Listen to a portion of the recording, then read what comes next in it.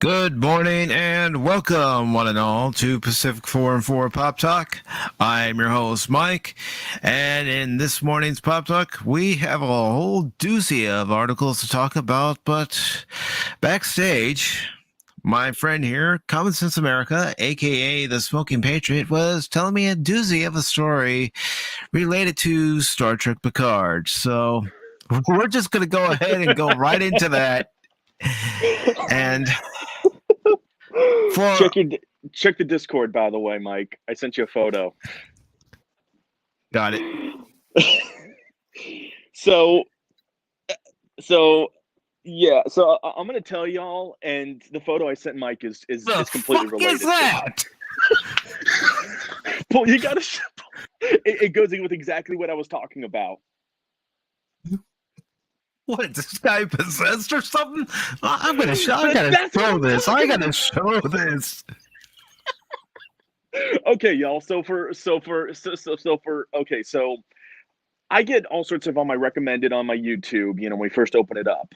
You get all sorts of videos. I get everything from military history to Dragon Ball Z to action scenes from movies, Star Trek, Star Wars, all sorts of, like, all over the spectrum almost.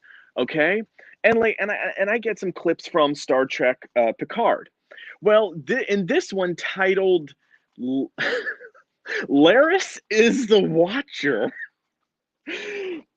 Picard is talking with a young Guinan. A little girl comes up with her eyes glassed over white like this dude and pretty much scares the piss out of young Guinan. Remember, this is Guinan who stood up to Q and made Q kind of tremble a little bit.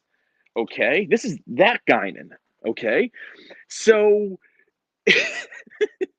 so she goes this little girl starts guiding Picard. All of a sudden her eyes go to normal. She has no idea. She's looking at Picard like, are you a predator or something?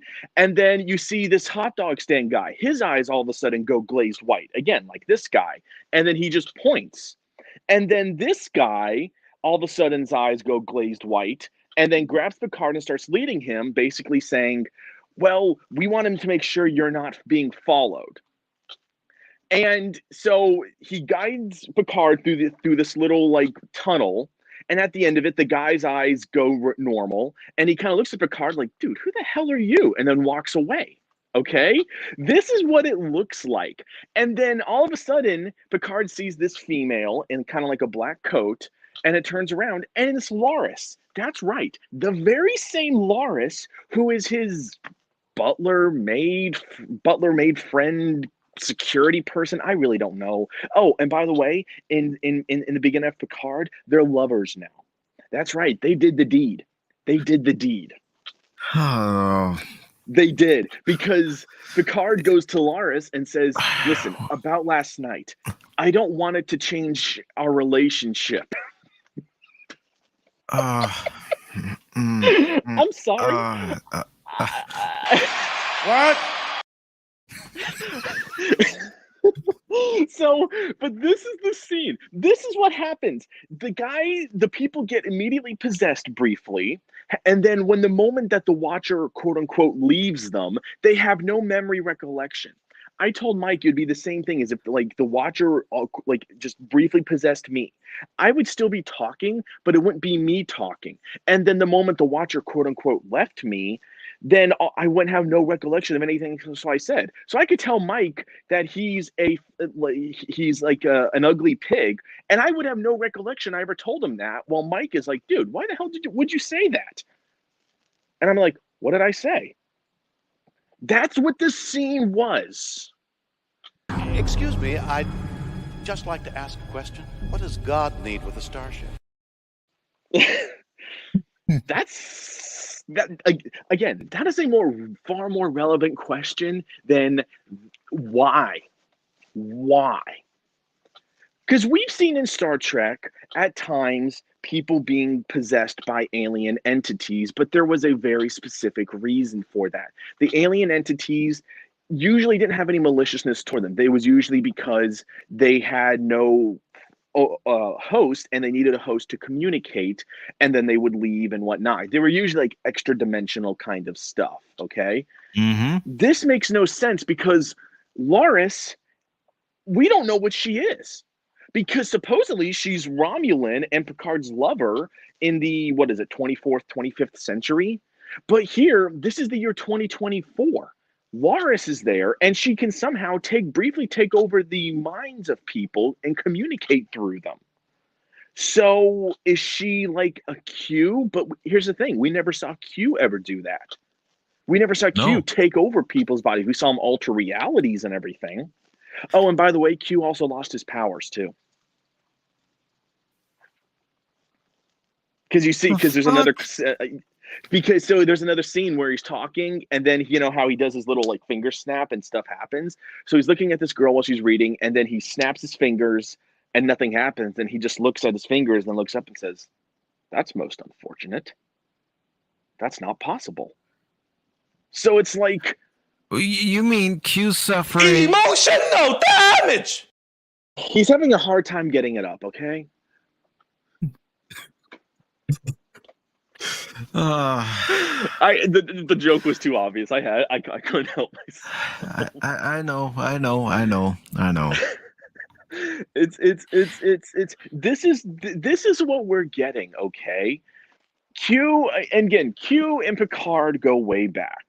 We know this. Okay, Q is a fundamental TNG character who loves to mess in the affairs of mortals. Okay, he tried doing it with Cisco. Cisco nearly knocked his block off. And then, again, this is why Cisco's better than Picard, and you cannot argue me with this. Because in the beginning of Picard, Q backhands Picard because Picard doesn't want to be in this alternate universe. So Q backhands him. If that were Cisco would have grabbed his hand, twisted it behind his back, and said, "Try it again, Q, and I'll kill you." That's what Cisco would have done. That's what Cisco would have done. Okay, Cisco didn't take crap from Q. He didn't. Picard is just like, bend over, harder. That's what Picard is with Q. Granted, this is not the Picard that we know, because Picard actually, you know, when it came to Q, he actually kind of indulged Q a little bit, but always seemed to come out on top. This Picard is just a pandering weakling who's just like, "I'm tired of this, Q. I need to go back to my Romulan lover, who I'm very kind of questioning our relationship now because we did the deed." This whole mind control thing, if the Romulans actually possessed that ability, they would have used it already. If the Vulcans possessed that ability, they would have used it already. So again, that brings up the question: is this the same Laris from the 24th, 5th century, or is it just an alien that has taken the form of Laris? Here's the thing: all I'm getting from Picard is when I see these little clips here and there. With like Kurtzman and Trek, it could be all the above. Yeah. I mean, like, hey, by the way, remember all those Borg additions we made to the Delta Flyer and to Voyager to help it get through? Now we're just going to equip all of Starfleet with Borg modifications now. So the standard ship now has Borg modifications. Okay. Yeah. And by the way, that's how the Borg Queen from an alternate timeline starts to take over the fleet. That causes the Stargazer. Yes, they rebuilt a new class of ship that looks like a 25th century Stargazer and renamed it the Stargazer, even though it's not the Constellation class. It's not. It looks like it, but it's not. It's something else. So, that entire fleet had Borg modifications. So the Queen was able to actually start taking over and assimilating a fleet of about 20 ships because they all had Borg modifications. Apparently, that was the new standard in Starfleet now. Let's see here. They call it the Confederation, which is just the Terran Empire, basically. It's literally the Terran Empire. They take the Borg Queen because the Borg Queen knows she's not in the right timeline. She knows that this is all wrong. They hook the Borg Queen up to Spaniard guy who likes smoking Romeo and Julietas. Yes, by the way, that is an actual cigar brand that they debuted in the first season of Picard. They had the actual box. And by the way, that captain is a now Starfleet captain. He also likes to smoke cigars. And we're not just talking like kind of suck on a cigar and chew on a cigar like some people do. No, he's actually lighting a cigar up while he's captaining on the bridge. Well, that goes against one of Gene Roddenberry's rules. So we have that, and then we have Q sending him to an alternate reality. Then we have the Borg Queen hooked up to his ship because she's the only one apparently who can navigate through time, because they did it in Star Trek 4 with Spock and a old bird of prey that had just recently been battle damaged, that they repaired enough to be able to fly. That thing somehow made it through with only Spock to impute everything. But no, we have Mass Effect level technology, and we have no way of figuring out how to time travel. Oh. So we need to hook up the Borg Queen to our sake. ships. Yeah, they hook up the Borg Queen to the ship because she's the only one who can pilot it through time to the point in time where they need to go. Okay, in the library computer, and Picard would even know this as, well-qualified captain, admiral, Starfleet officer in general. He would know from the history of Starfleet and its greatest captains and crews that Kirk and crew used the slingshot effect not once, but twice. And that's what they did. They use the slingshot effect because they make reference to that, actually, because they talk about how, well, there's ways you can do it and everything. One of them slingshotting around the sun. Well, we know Kirk and Spock did that, but they had Spock to input all the data, all the necessary data computations in to be able to time travel and everything. We have no one like that on board. Oh. So yes, they do use the slingshot effect, but they need the Borg Queen to do it, even though you have a literal ship with holographic technology, and that is about 200 years more advanced. Yet, here's the thing. In First Contact, at the end of First Contact, what did the Enterprise E do? They used the same chronoton field that the Borg sphere generated their own chronoton portal back to the future. Oh, but they had data. No, they had the information. So they just went ahead and they input all that information into the computer and recreated it while masking their signature from the Vulcans. Yep. Oh, and by the way, when they beam to various parts of Earth to try and find the Watcher, they say, "Oh, we can't bring any of our tech with us wherever we go because we don't want to be discovered because it could alter the timeline and everything. No weapons, no tricorders, no nothing. All you can have on you is your communicator." Yet there's one scene where Raffi takes out a Confederation phaser pistol and literally steals a cop car with it.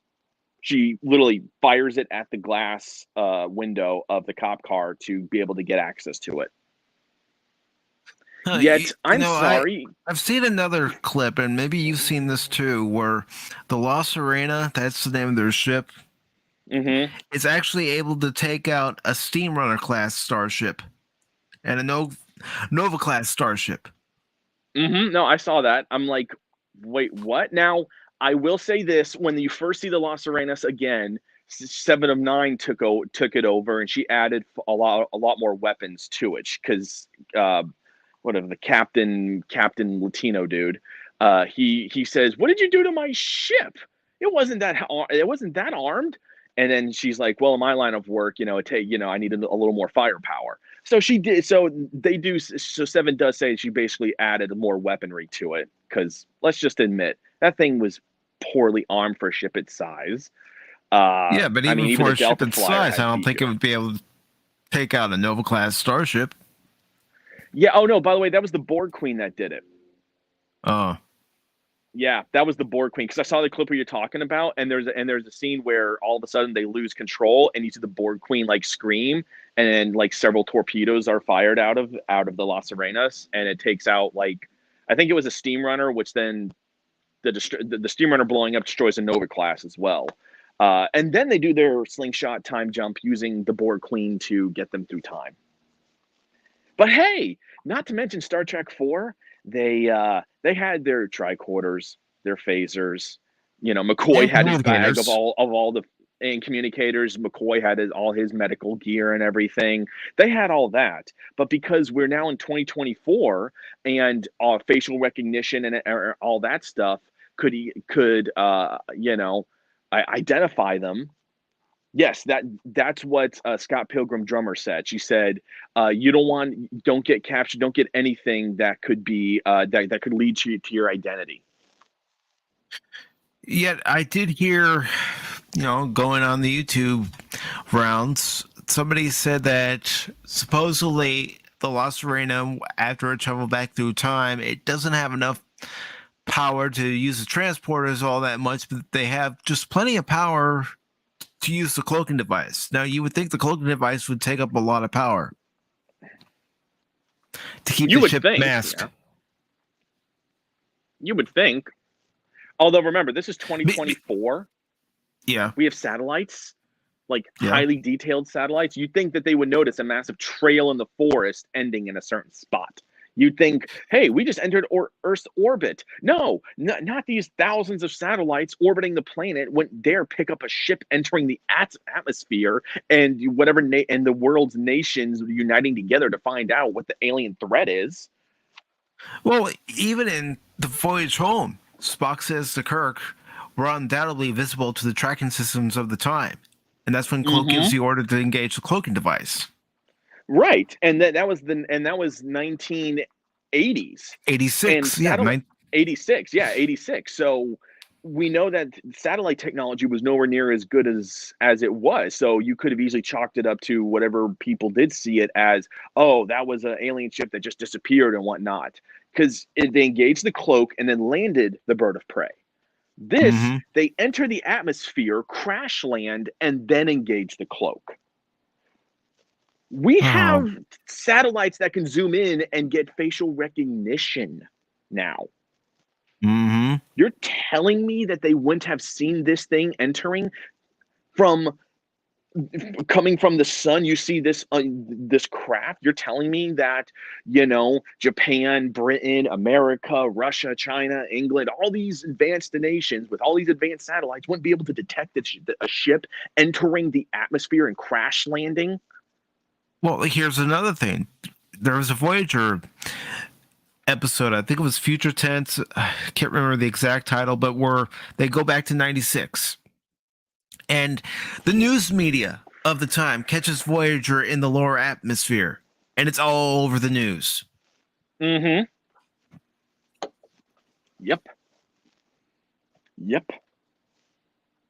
Radar wouldn't have picked up the La Serenas. It's not a stealth ship. It would have shown up on radar of some sort, because by the way, they crash landed in Paris. Sorry, not in Paris, in France. So you're telling me French radar, Spanish radar, English radar, German radar, Swiss radar would not have picked up a ship entering the atmosphere and crash landing? It would have. There in 12 hours, that place would have looked like freaking like something out of Independence Day. You would have seen France would have called in all available nations surrounding it with their militaries, and the French military surrounding that site. But no. Apparently, the people of 2024 are just as stupid when it comes to a alien thing. Well, I even saw a tweet this morning where people were quoting Tom Paris saying how LA was in 96, Again, remember, this is the 90s, so we were more optimistic about how the future is going to be. And right away, you had some people going, well, you know what color his skin is, don't you? It's like, that has nothing to do with it, folks. Tom was reflecting what we were experiencing in the 90s. If you weren't there in the 90s, you have no reason to discuss it. For those of us who were there in the 90s, we know how it was. The biggest problem with the 90s that we foresaw was the Y2K bug. That was the big thing. other than that, the 90s was actually not like the worst. Sure, you had some, little, you had some small conflicts and everything. I'm not saying like conflict is good or anything, but I'm saying you didn't have like, the war on terror didn't happen. 9/11 had not happened yet. So the 90s was actually a little bit more blissful. And we were thinking we're going into a new millennium. Mm-hmm. We're going into a new, we're passing from, the thousands into the 2000s. Like everyone was so optimistic about the future in the 90s. Yes, they were. So it's just, Star Trek, you're breaking my brain. You're breaking my brain. I do have this article from Variety, and it is Picard related. And it says Star Trek Picard, how the actor playing young Guinan, and I'm gonna try saying her name correctly. Ido Aguirre. Maybe that's right. If I'm wrong, please correct me. No, you know what? I give up. Stepped into Whoopi Goldberg's shoes, exclusive. And of course, spoiler warning. But this article is by Adam B. Very, and it says, as even casual fans of Star Trek The Next Generation know, one of the beloved sci-fi show's most meaningful relationships was between Captain Jean-Luc Picard and proprietor of the main bar on the USS Enterprise, Guinan. The characters mean so much to each other that Stewart moved Goldberg to tears when he invited her to join on the TNG sequel series. I wouldn't even call Picard a sequel series.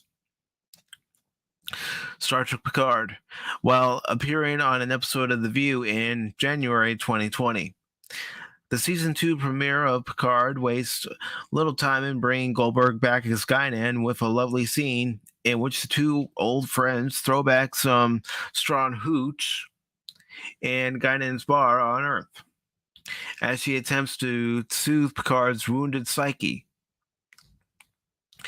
It turns out that scene wasn't just an exercise in nostalgia. Well, everything that Kurtzman does is member berries, especially with Star Trek. Anyways, it goes on to say, it turns out that scene wasn't just an exercise in nostalgia either. After his reunion with Guinan, Picard finds himself plunged into a horrific alternate timeline in which the Federation doesn't exist. The Earth is the center of a violent totalitarian empire, and Jean-Luc Picard has risen to power as a ruthless and bloodthirsty conqueror. So with the rest of the show's main cast, all of whom also retain their memories of how things used to be, Picard travels back in time to 2024 to a point where he believes the timeline diverged irrecoverably from its true path. And that's how in episode 4, Watcher, Picard finds himself stepping back into Guinan's bar, where he comes face to face with a young Guinan, as the exclusive clip below illustrates. Instead of Goldberg, however, the character is played by actor Ido Aguirre. I'm trying. Okay, so in her exclusive first interview about the role with Variety, Aguirre reveals that playing Guinan was the fulfillment of a lifelong dream to be a part of Star Trek, especially The Next Generation. I watched all of TNG as a kid, primarily because my parents are immigrants and they're very conservative, she said in the Zoom interview. As a kid growing up, there were very few shows that they would let us watch without having to care what it was about or understand what it was about. She laughed. I don't think I told Patrick, as I probably should have, but they thought he looked really smart and intelligent. So they were like, she's going to learn something. Let them watch it. I couldn't watch Power Rangers, but I could watch Star Trek. Yeah, because back then, Next Generation was good. Mm-hmm. Rather than pour him a drink, Aguirre Guinan is so deeply disillusioned with humanity that she pulls a shotgun on Picard when he reveals he knows she's a member of a long-living alien species called Elorians. But as much as she enjoyed shooting the scene as a TNG devotee, Aguirre also noticed that it seemed strange that her Guinan does not recognize Picard at all when he steps into her bar. That's because in the two-part TNG episode Time Zero, it was the season 5 finale and season 6 opener for TNG for anyone who's curious. Guinan first meets Picard in 1893 San Francisco, part of a twisty time travel plot one that is launched when the severed head of the android Data, Brent Spiner, is discovered after it seemingly spent 500 years buried in a California cavern.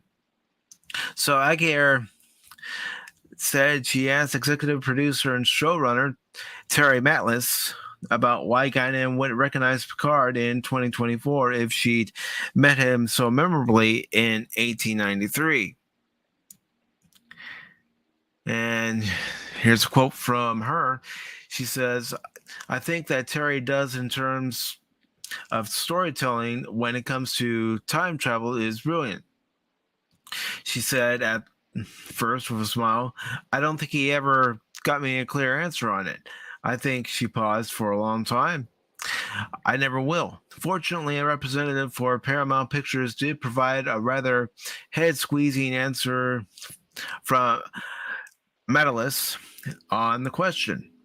Guinan does not recognize Picard in 2024. Fans might be briefly confused by this because she did meet him on Earth in 1893 in The Next Generation.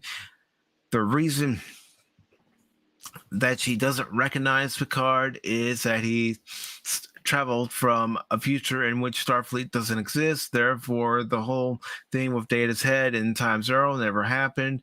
In other words, the alternate reality, Picard was too busy conquering and never traveled back in time to 1893, so he never met Guinan then. Also in that episode of Next Generation, in part 1 of Time Zero, Mark Alimo was in it as one of the patrons of the saloon.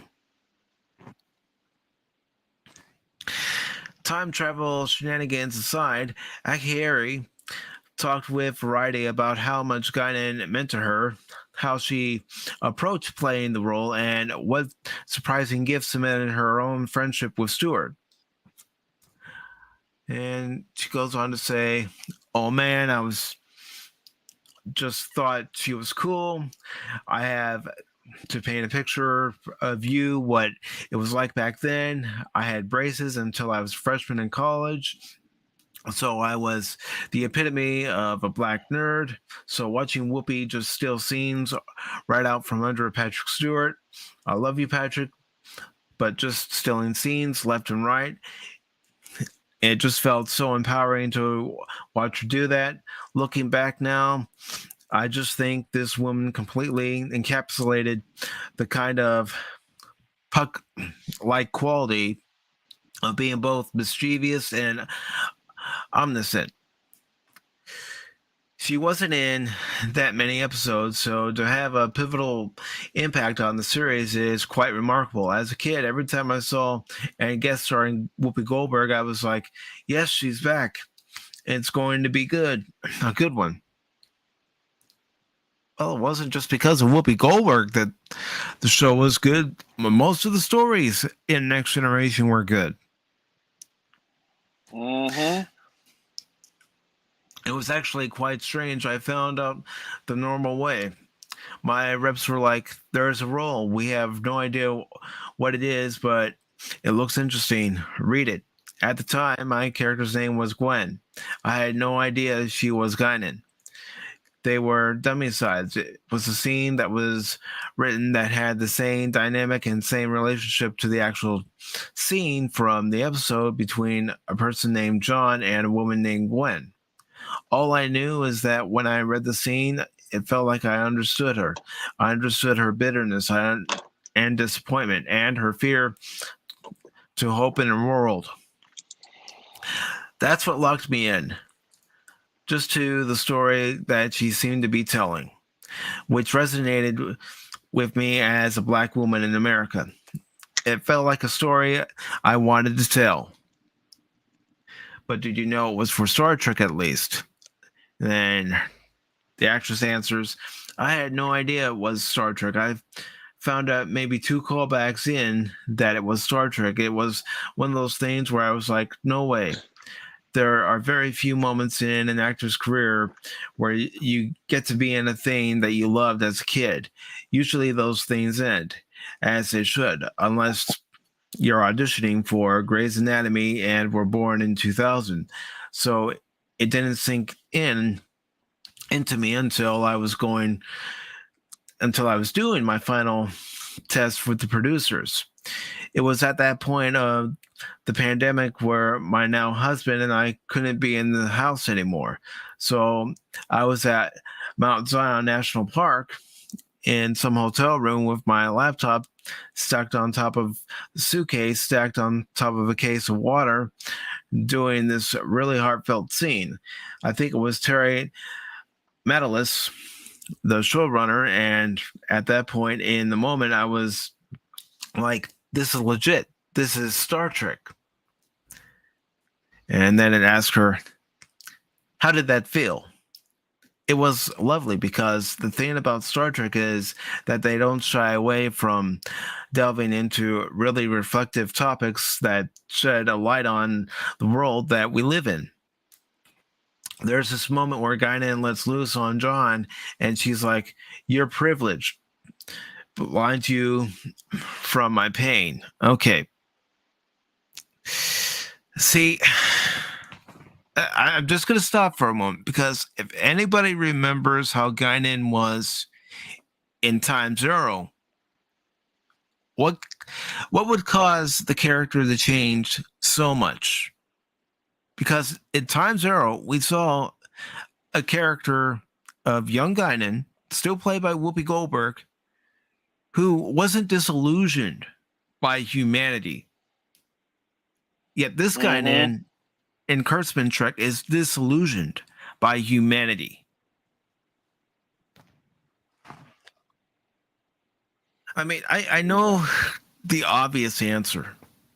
It's because it's, current times, and Star Trek is no longer about telling stories. It's about a platform. Let's face it, it is. And, Star Trek would tell stories, but they wouldn't have you pick sides. They wouldn't hold a phaser to your head and tell you, you're going to pick this side. No, they would give you the story, and it would be a story that would reflect current events, but they would leave it open-ended, letting you decide what's right, what's wrong, what should be done. They wouldn't tell you what should be done. They would let you decide as an individual. Yep. So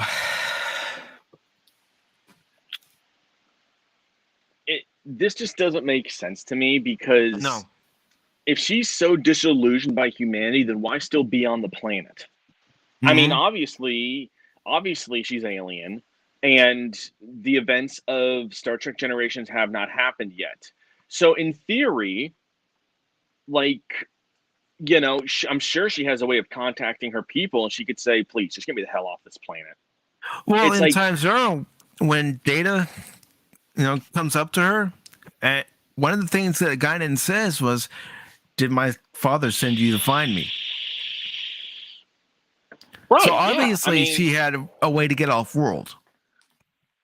Yeah, and that's what doesn't make sense, is that, okay, if you're disillusioned by humanity, let's say I was a member of Starfleet, okay, but Starfleet was only humans, okay, and I'm on another planet, and this planet is a bunch of squid people. And eventually, at first I go there, and I like them, but eventually I become disillusioned. And I'm just like, this stupid race. Then what is my incentive to still stay on the planet? Obviously, I came from a planet that is highly advanced to the point where they got me there. so they could easily come and get me back if I'm so disillusioned. Why stay there? What reason does she have? She would have no reason if she's that disillusioned. Mm-hmm. She would go, you know what? They're on their own. I'm getting out Pretty of here. much. And it goes back to like what I was saying earlier, where this is Guinan, who when Q approached her, all she did was make a motion with her hands, and Q backed up. Q backed up. I mean, Q knew that she was someone of great power, not to F with. So, again, this doesn't make sense, this Guinan, because in that episode of Next Generation, I'm sorry for interrupting you. Go ahead. No, you're fine. No, you're fine. But in that episode of Next Generation, Q even says to Picard, "Get her off the ship, Picard. You don't know what kind of danger she represents." Mm-hmm. So it put in, that little, thought that Q and Guinan have met in the past. Mm-hmm. Yep. This doesn't make any sense. And like I said, if the Watcher is this great, powerful being, then what is Q then? Q is obviously nothing. Because if Guinan is scared of the Watcher, and Guinan scared Q, then what the hell is going on then? You have somebody more powerful than Q? Like, it's like, wait, what are we dealing? What again? The way you transform characters into Guinan being this, oh, you're so privileged, you're so this, it's like, but yet you tuck tail and run as soon as the quote unquote Watcher shows up. But yet in the future, when Picard first sees Q and Guinan in the same room together, Q is like, oh shit, she's here. Mm-hmm. What then what is going on then? You are totally effing with you're totally effing with all of Star Trek. I mean, I know they have, but Guinan was a beloved TNG character. I have never liked Whoopi Goldberg as a person, but there are some roles that she's been in that I have thoroughly enjoyed.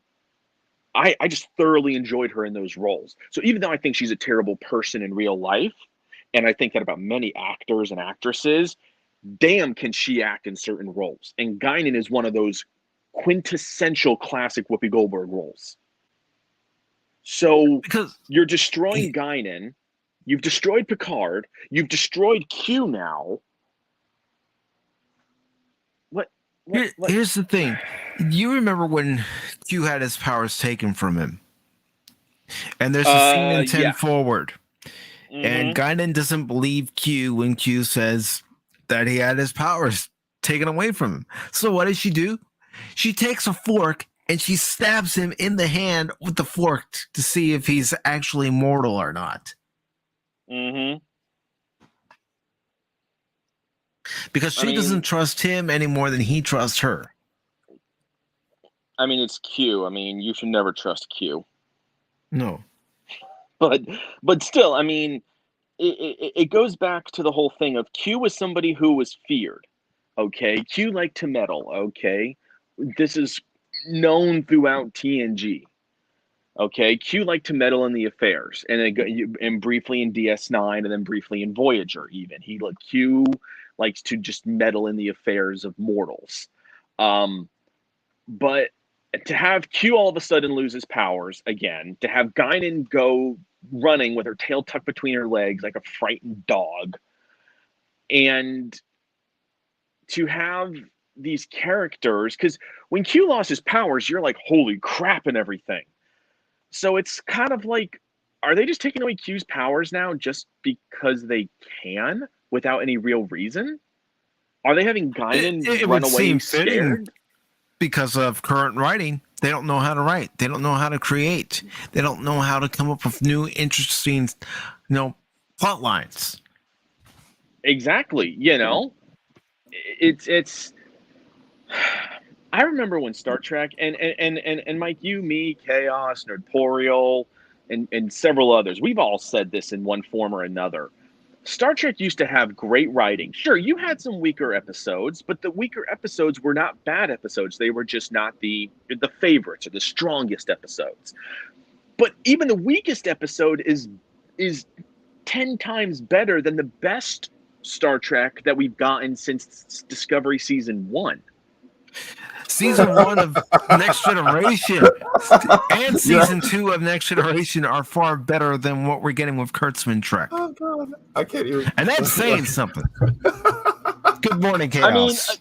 I mean, again, I'm just going back to you. There is no good Star Trek since freaking Enterprise. What are you talking about?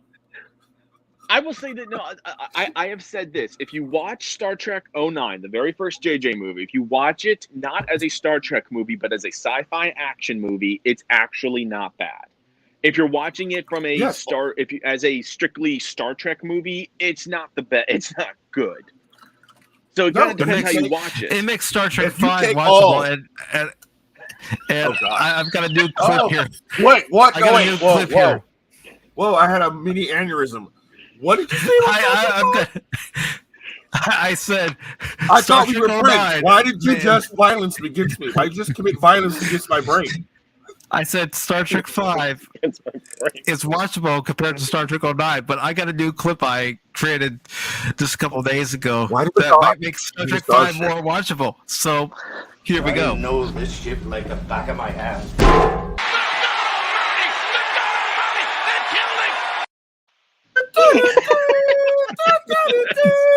You didn't see that? All I can think of is when they were talking about in the clip of Discovery, when they're talking about they had Spock to be able to input the necessary calculations to be able to time warp by slingshotting around the sun. All I can think of is the whole Scott Steiner saying, "Will you go 1-on-1 with me?" And 22 and 2/3% chance, and you get 99 and 1/3% chance. That's 137% chance that I have of beating you at sacrifice. I think what? Scott Steiner, he's actually much more competent to input the calculations than you people are.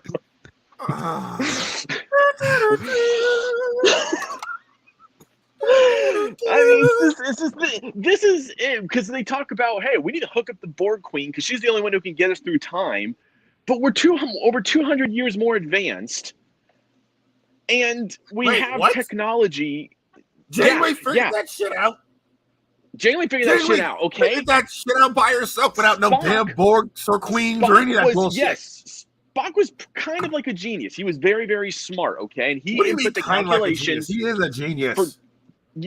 I know. But my point is this: Spock did it in a bird of prey that was in all reality not even remotely fit for time warp. Okay, and they did that shit 100 years ago. Okay, so they do it, and here we are, like 250 years in the future, and they're like, well, we don't have the capabilities of possibly computating that. We can't computate time warp. Oh, God, you guys are doing this again. Excuse me? Janeway even said it, because when they were reminiscing about the days of when she was talking about like Kirk and Sulu and the days of captaining, she said it was like the equivalency of the Wild Wild West. You kind of made up the rules as you went along, because they didn't even have replicators like we do. Like, replicators were in their infancy compared to what they had back in when Voyager was built. So Janeway even says it was like the Wild Wild West. That's the equivalency of like modern day versus Wild West. Okay, and that was a tongue in cheek kind of throw to the fact that when the original series aired, there were a lot of westerns. It was a wagon train to the stars. Exactly. Yep. And then even once you get up to the Constitution class and the refit in the movie era, I mean, they didn't have you just, go up into the mess hall and you hit a button and say, yeah, can I get baby back ribs with a side of fries? And then it replicates that. No, they had a giant mess hall with cooks who were cooking up a fucking storm, making all the food for the crew. Mm-hmm. They even show that in All Star different Trek shifts. 6. Yeah.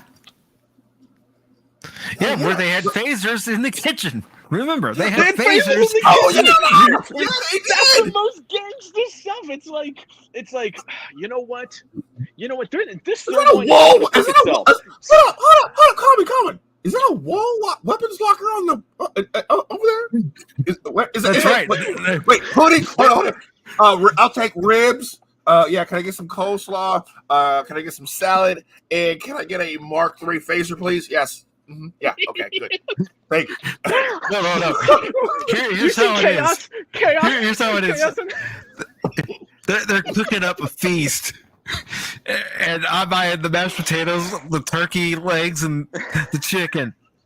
And someone's going toward the mashed potatoes. I'm trying the phaser. Don't you dare! No. It's better. It's like son of a bitch. What's wrong? Motherfucking chicken's cold. Hold on. All right, we're good. Phaser's on stun. Heats it up just right. Phaser on stun. Heats up your fried chicken just right. This is the chaos and I would have. You just be like, phaser looking good. Where do you keep your phasers? You just open up this little hidden locker in the kitchen. We got one here. I got my shower phaser. I got no. Come in. Okay, I'm sorry. I know you don't know me as well, but you should have been like, where do you keep your phasers? Nigga, I keep it right next to the garlic salt, right there. Oh, next to the garlic salt. It's like, you know what it's like? Nice. It's like the scene in Red 2 when Bruce Willis is outfitting everybody and they're getting ready to make their assault to save the UN at the talks, and he just starts opening up all these compartments. He just opens up where the stuff is, and he's pulling out handguns and rifles and grenades. Common, you need to go. You open up your goddamn suitcase, whip out your Xbox, go into the goddamn living room, hook it up, because me, you, and motherfucking Pacific need to spread freedom today. We need to do it. So I got my TV. I plugged it all up. Now I just need to dig through all my boxes and find where my Xbox is. Make it so, number one. I'm going to work on it today. I don't know when I will find it today, but at some point today I will. Engage. Not the stupid way with the ring thing, but engage. Oh, man. I can't wait for the boys to get back in the battlefield. I cannot wait for the boys to get back into battle. Oh, God. I mean, honestly, I remember seeing that as a kid, and then the more I watch Star Trek 6, the more I'm like, that is like OG gangster. You're just like, you just literally slide down this little panel, and you got a half dozen phasers just sitting right there in the kitchen.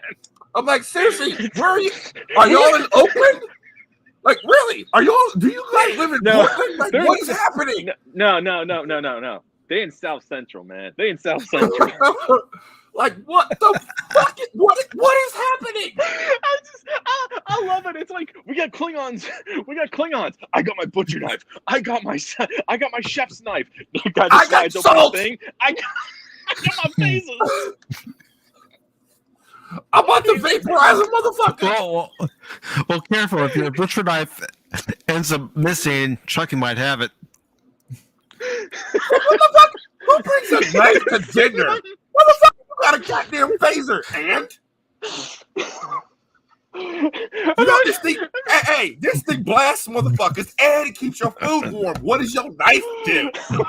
No, guys. I can cut meat with a phaser. I can cut meat too. Setting number two cuts meat. What?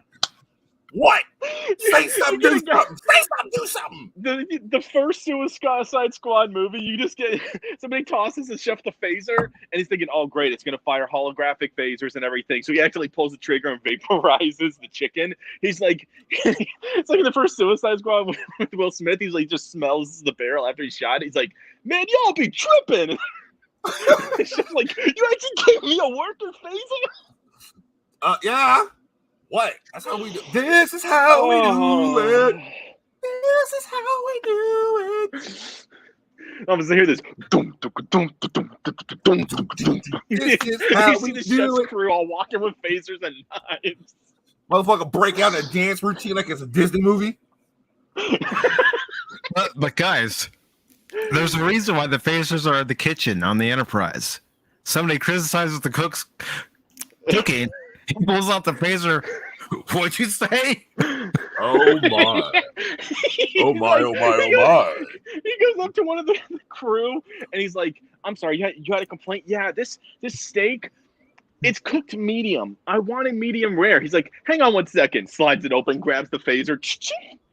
I'm sorry, what was that again? The steak's cooked perfectly. That's what I thought you said. Walks back, puts it in there, slides it back up. Tell me.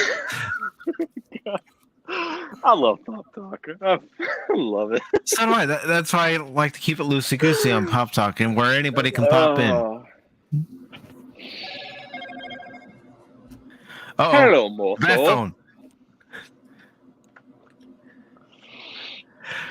All right, so we've gotten our giggles and everything with Star Trek Picard. I'm not going to read any more of that article because it just maybe I'm wrong in this, but it just seemed like in that article, yeah, I didn't see myself, and it was only when Whoopi Goldberg showed up on Next Generation I saw myself. I'm thinking, oh come on, you've never watched Next Generation.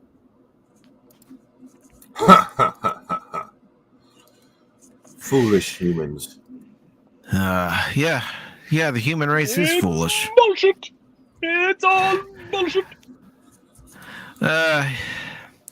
Or is it this? Emotional damage. Yes, both. Yeah, it's both. It's both. I've sustained some more of that, but yeah. Somebody needs to go into the kitchen and grab a phaser, please. Somebody do it now. Well, one last thing. The cook gets criticized on the Enterprise. He pulls out his phaser and he says, I will send you to Jesus. Imagine the Klingons, they beam on. Enterprise's battle damage, shields are down. Klingons are beaming all over, and there's firefights everywhere. You see a couple of Klingons beam in, and all of a sudden you just see all the cooks. They pull out their knives, and then they pull out their phasers, and you just get the one Asian guy that says, I will send you to Jesus. oh, that'd be hilarious. Oh God! Oh man, I miss the Star Trek parodies that used to come out on that were on YouTube. Man, there was like comedies, there was serious, there was all sorts of like Star Trek parodies that people were coming out with, and I miss them. And then CBS Paramount said, "Oh, you can't make these fan films anymore. And if you do, they have to be under 15 minutes." It wasn't even fan. It was like 5-minute shorts. Star Trek. The only Star Trek that needs to be celebrated is 66 to 05. That's the only Star Trek that you should celebrate. Yep. That's the only Star Trek that exists. Everything else is fan fiction, in my opinion. That's the only Star Trek that... Glory to you and your house. brings glory to you and your house. There you go. Yep. Anyone watching who's a fan, a gamer, this is for you guys, for War Thunder, because some people, some content creators are just... Oh, shout out to this original content creator for the amount of pure talent it takes to pull this out of War Thunder. And Common and freaking Pacific, upon watching this, they're going to go, holy shit, yes, this is all in-game footage. And yes, damn, it looks this good. Okay, I'll show it after I read this article from Crunchyroll. Roger that. So I do have some eyeball people. I do have some game news that I wanted to cover, so I'll include this in part of the game news. Oh, this will be a good segue. All right, so I found this article from Dual Shockers. It's by Shivam Galati, and it says, here's every anime show coming out on Crunchyroll in April 2022. And it says Crunchyroll has officially revealed its spring 2022 anime lineup, and it includes some popular anime shows. Well, here's everything you need to know about it. The winter slate of anime The winter slate of anime gave us some incredible Japanese anime shows, including Demon Slayer Season 2, Attack on Titan Final Season, 86, and many more. However, with some big anime shows approaching their end, it's time for anime fans to look forward. Interestingly, the spring 2022 anime slate will feature several new amazing anime shows. Apart from that, some famous anime shows are coming back with new seasons. In total, Crunchyroll will stream around 50 new and returning anime shows. So anime fans will get enough content to watch in the next couple of months. And it says Crunchyroll's spring 2022 anime lineup. After a long wait, The Rising of the Shield Hero is coming back with a second season, and it will premiere on Crunchyroll next month. Apart from that, the much-awaited Spy X Family anime is also come out in April alongside Tomodachi Game and Lover's War Ultra Romantic. Here's the complete list of anime shows you should look forward to watching in April 2022. So here is the lineup as follows. Science fell in love, so I tried to prove it. R equals 1. Sin 0. And that comes out on Friday, April 1st. I know somebody who celebrates a birthday on that day. Fanfare Adolescence on April 2nd. Love All Play also on April 2nd. Magia Record. Kula, Maggie, Madoka, Magica Side Story Final Season, April 3rd.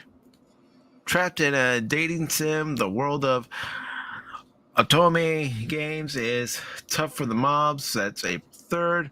Tomodachi Game, April 5th. The Rising of the Shield Hero Season 2 begins on April 6th. The Greatest Demon Lord is reborn as a typical nobody, April 6th. A Skeleton Knight in Another World, April 7th.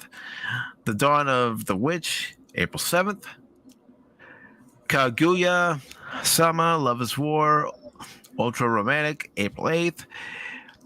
Data Live 4, that's April 9th. Dance Dance Dancer, that's April 8th. I'm sorry, and Data Live 4 was also April 8th. I said April 9th. That's my bad. Love After World Domination, April 8th. Spy X Family, that is April 9th. Shikamon's Not Just a Cutie, that's April 9th. In the Heart of Kiyonachi Tabaki, sorry. That's also April 9th. Ashi, that's April 9th. Don't Hurt Me, My Healer, that's April 10th. And Ascendance of a Bookworm, Season 3, that's April 11th. A Couple of Cuckoos, that's April 23rd. I'm going to go ahead and copy the link and paste it into the chat for anybody who is interested in checking out the list. So, yeah, some new animes coming out on Crunchyroll. I'll probably, check a few of them out just to see. And let's see.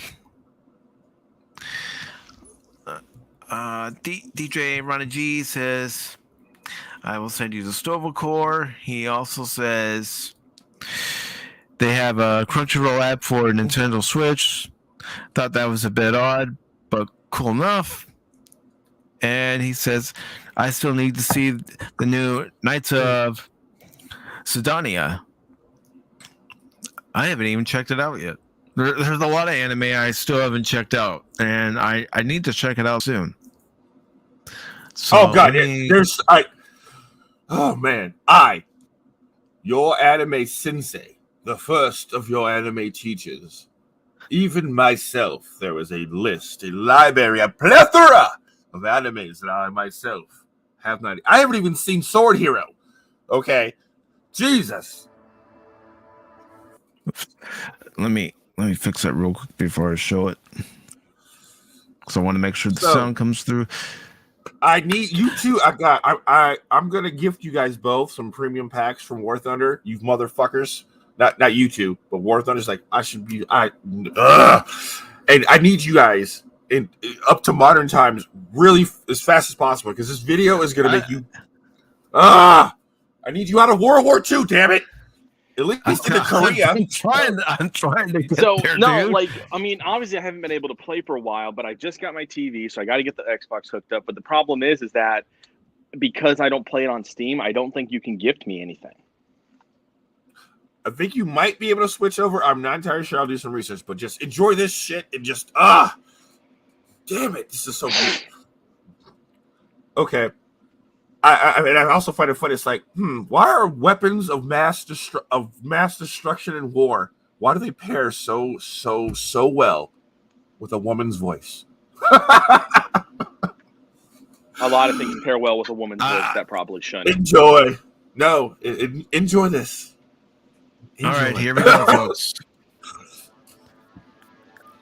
Can you guys hear it? Yep. Yes. Oh, there it is. Beckons while you dream. And viewers, both Pacific and Common can attest. This is in-game graphics.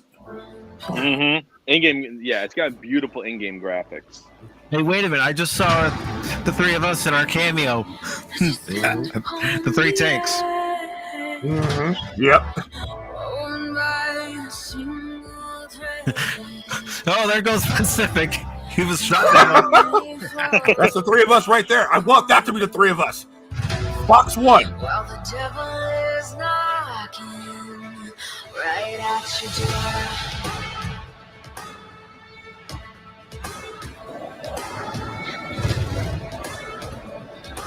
Nice. So are you restless? Each night you hear the drums roar. Awaken, awaken, the voice begins to call you while you hunger. Taste the destiny you search. Awaken, awaken, the fight is at your door. Take up the cause.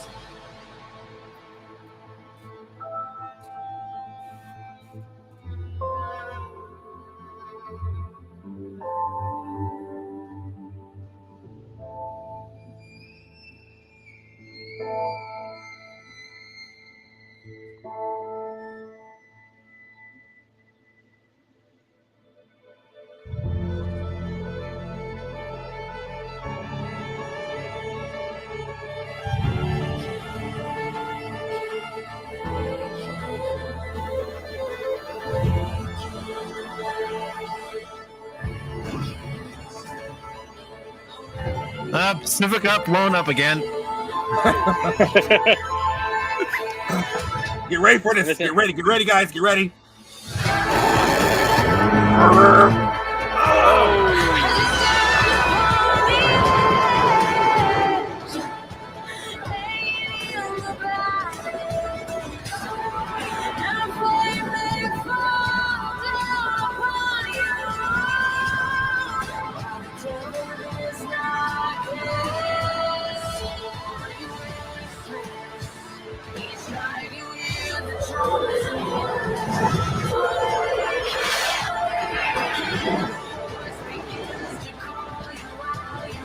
Yeah, there's chaos causing destruction.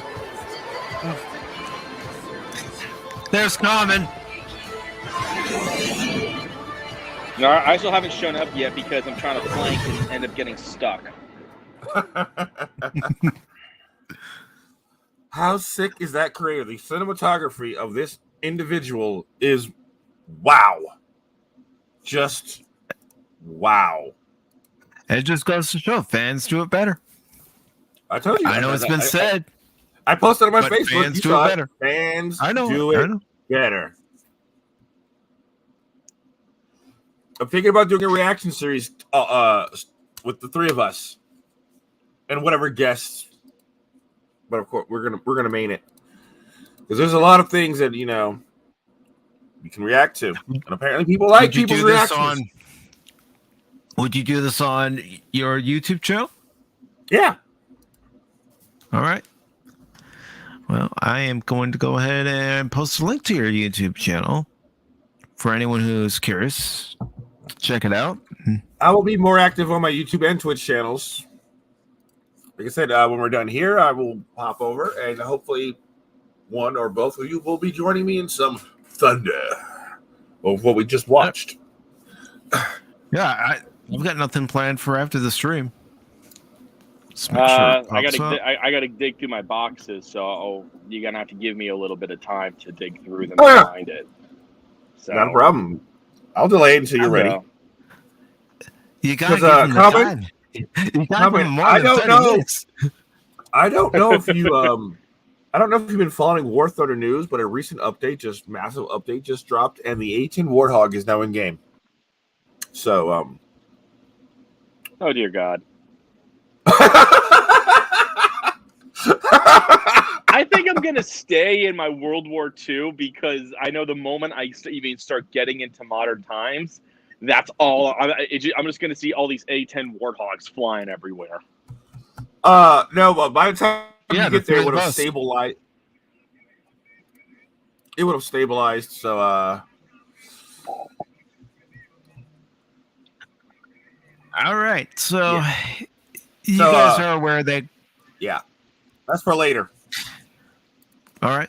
You guys are aware that there is a 7th Gran Turismo game. Oh, I stopped playing Gran Turismo when I was in Japan, so that was like what, 1999? No. Yeah, so I think it was Gran Turismo 5 or 6 was the last one I played, and that was only because it was free. So. Gran Turismo 2 was the last one I played. Dang. So, I have this article here from Battling in the Comics that was posted on the 24th. It's by Ryan Pearson and says Gran Turismo 7 becomes Sony's lowest user-rated game on Metacritic. Players unhappy with microtransactions. Well, we're always unhappy with microtransactions after paying 60, 70, 80, $100 for a game, depending on what it comes with. And reduced credit payouts. And it goes on to say, thanks to overbearing microtransactions and a recent patch that only served to make the problem worse, Gran Turismo 7 has tumbled down the rankings to become Sony's lowest user-rated game on Metacritic. And going a little further with the article, though critics showered Gran Turismo 7 with high praise, handing the game an average of 87 across both OpenCritic and Metacritic, the game's user scores on the latter tell a different story.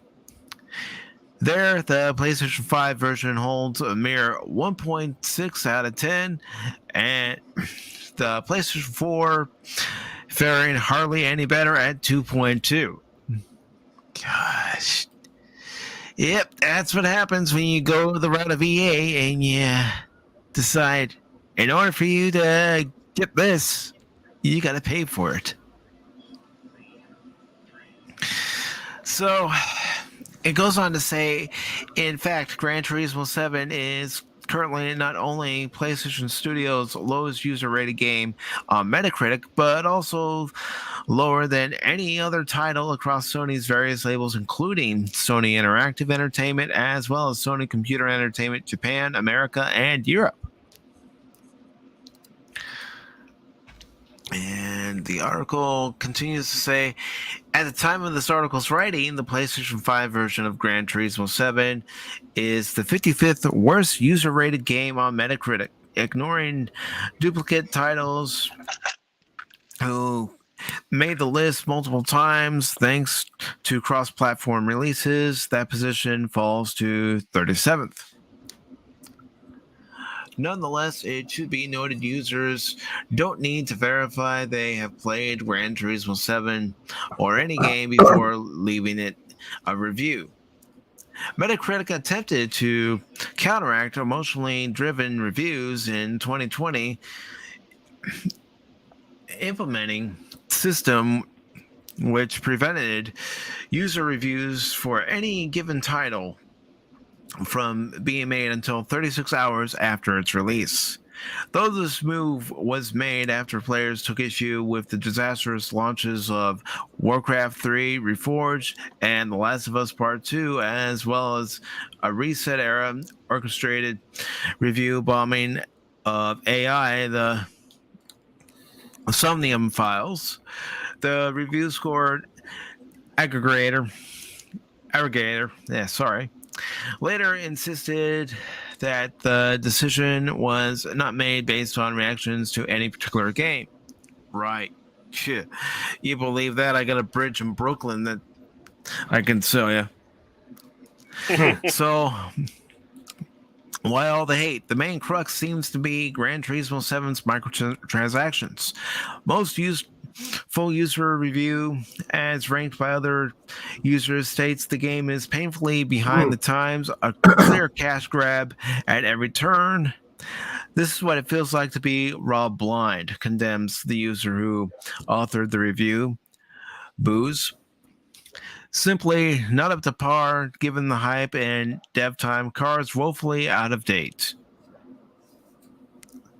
Okay, it goes on to say, game requires always online for single player.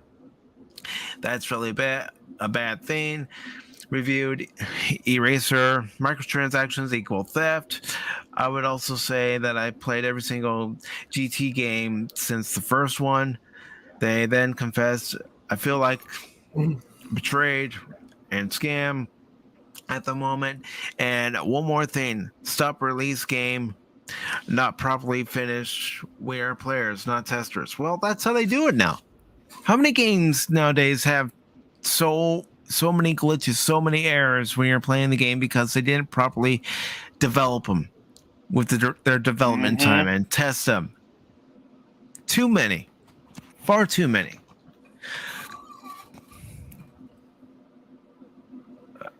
Wow. Natasha, you're not welcome here right now. Unexpected guests. Anyways, it says in patch 1.7, Polyphony just made it harder to earn in-game credits by reducing race rewards and hope to force people to pay real money for it. What a fuck, Limited. I mean, come on. With most of the money grab decisions from Sony this generation, this is still a new low. I am just going to stop playing Gran Turismo. I was about to call it Grand Theft. But anyways, yeah. Microtransactions will do that. Yep. They will do that. I mean, sure, the game looks pretty enough, but it's got to be playable. It's got to be playable. I mean, you could get a game and graphics-wise, it looks horrible, but if it plays well, fine. Yeah. But it's all about looking pretty on the outside. Well, that's the thing is, like, everyone, like, you know, people can say what they want about, like, Fallout 4, you know, or Skyrim. They're glitchy. Even with mods, they can be glitchy. But the glitches are sometimes the best parts because they're some of the most random glitches. Like, you'll get hit by a giant, and instead of dying, you'll just go rocketing up into space. And you'll just keep going and going and going. And then, you'll still fire an arrow and one hit kill the giant. And you're like, how is this even possible? I'm up in space. It's all black up here. Like, it's some random glitches like that and everything. But you know what? A lot of people have, accepted it because they just know that, this is what it is. But the glitches are sometimes some of the funniest glitches that you could ever see come out of like Fallout 4 and Skyrim. Like racing games, though, glitches, because I played a racing game that had a glitch that wouldn't stop glitching, and there'd be times where I'd be racing and I was in first. We're talking almost a full lap ahead. Game glitches. My car stops. It only goes in reverse now at 20 miles an hour. Out of the blue. Just I'm like, what just happened? And it was like a championship race and everything. So it's one thing if an open world game, if a game glitches, you kind of expect some glitches in there. But a racing game, there shouldn't be glitches. That should be tight. That should be well done. Racing games are not something you typically want glitches in because literally 0.2 of a second can decide a race.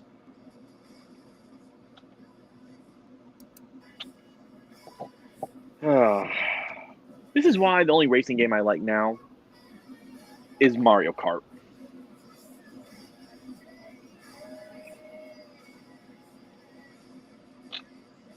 Yeah, and I mean, look at Geeks and Gamers. Every weekend they do a Mario Kart stream, and they're having fun with it. Enormous numbers. Yeah, honestly, that reminds me. It's back to the old Modern Warfare 2, Modern Warfare 3 lobby days. With every time I watch that, I love it. Mm-hmm.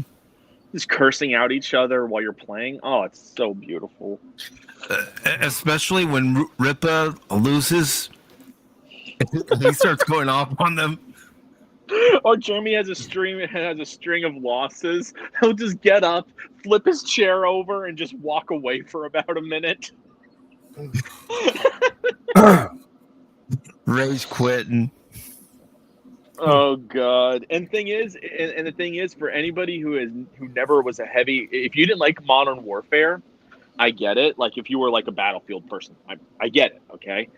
But that was something about the Modern Warfare lobbies in 2. 2 was the biggest one. 3 had them, but 2 was the biggest one, where you would be getting there's YouTube videos of the smack talk and everything, things that would get you banned off of online platforms today. People just said freely and openly the smack talk. Oh, it was the glory days of multiplayer online gaming. It was the glory days of Modern Warfare 2 lobbies. Men were made into men on those lobbies. You butched up or you shut up. Yeah, I mean, kids wouldn't be able to handle it nowadays. Oh my God, Mom, Dad, this guy said this about me. Okay, do you know that person? No. Are you ever going to see that person? No. Then shut up. Yep. They'd be like, dude, I just totally blew you up. That's not what your mom said last night. What? That's right. I did that to your mom. I did that. You would hear all sorts of stuff like that on Modern Warfare 2 lobbies. Moms were brought up in so many ways that they should never be brought up in Modern Warfare 2 lobbies. And you'd hear guys go whining, and then you'd hear the one guy who was quiet but dominating the entire night say, dude, shut up. Get out of here or butch up. But don't go whining. This isn't the crowd to whine to. We don't care about your whining. Like it was just beautiful smack talk that you heard. Mm-hmm. I miss it. I miss it so much. Back when you could say something, nobody would, raise an eyebrow about it. Nobody would care because it was just, trash talk. Mm-hmm. That's all it was. Good old-fashioned trash talk. Speaking of trash talk, I got another clip here. I know, some segue. Uh-oh. Yeah, Macho Man Randy Savage, Intercontinental Heavyweight Champion. I am the Lord and Master of the Ring. I miss him. Me too. Yes, he was entertaining. More entertaining than Hogan. Yeah. Oh, yeah. Can you dig it? Snap into a Slim Jim. Ooh, yeah. Oh, gosh. I remember those.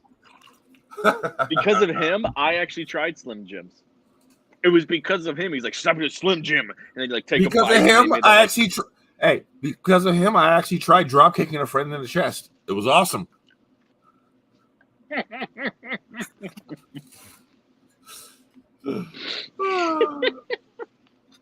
Yeah, awesome for you or your friend. A little bit of A, a little bit of B. Getting back to gaming, DJ Ronnie G says, I'm mostly a single player game, though. Yeah, there are some games where I'd rather play single player than multiplayer. Mm-hmm. I'm not afraid to admit it. Yeah, I can't wait for you guys, both of you guys, to get on that ARC thing, and we're going to start our own little dedicated server, and we're going to get our faces eaten off by dinosaurs, because it doesn't matter how experienced you are, how many hours you put into ARC, shit will go wrong. Well, I mean, that's par for the course of our streams. Shit usually does go wrong. Not to the level. Okay, in what's the last game? State of Decay 2.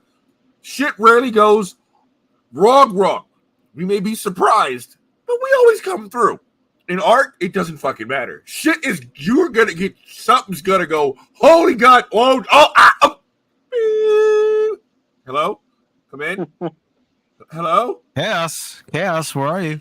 Come in, Chaos. Okay, guaranteed.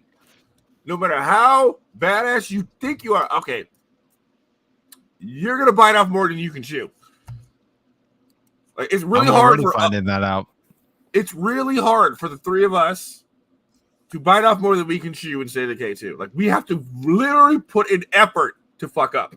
Okay, not in ARC. All you have to do in ARC is let your guard down a little bit, and you're fucked. I love that game. Yeah, you could be picking berries, and then all of a sudden you're under attack. Yes, you can be picking berries. Like, why does it sound like someone's dropping boulders behind me? Oh, because there's a whole ass T-Rex running up on me. All right, fuck. I mean that's the thing. Is State of Decay 2, like when we've played together, you know, we each kind of assume different roles. Like when we're out doing like scavenging, like you might have two of us, you know, going out and like actually doing the scavenging, and one's like on guard, basically, for like any zombies. They handle all the zombies. Someone's attacking, someone's scouting, someone's Overwatch. Usually, yes. I'm blowing and shit up. And then if we're doing a play part, I'm usually pulling a someone's demolitions. Yes, you're right. I forgot. Someone's demolitions. That would be the damn Pacific. All right, we're gonna. You guys better hurry up and loot that building. Why? Because it's not about to not be here no more. The fuck? But yeah. Remember the last time I and Silver played State of Decay 2, you guys were like, why is the building shaking? And then I do that laugh. I'm not even lying to you. So there was a play card. I was coming up with a very intricate plan on how we're going to attack. Okay, I'm going to come in, and then you're going to, right? And while we're doing the plan, there's a massive explosion. The screen shakes, and it says, play card. I was like, the fuck? And then we hear an evil laugh. That laugh right there. And me and Silver were like, what the hell just happened? Apparently, he took enough explosives to blow a hole. He took enough explosives to remove Star Trek Discovery from canon into that building. Oh, I remember watching that, and I was laughing my rear off because I didn't. Oh yeah, you were there. I think I was on voice chat, but I wasn't actually in the game, but I was watching it on voice chat, and I just remember saying, "Pacific, you're a man after my own heart." I was like, all right, here's the plan. You're yeah, because I'm like, screw the plan.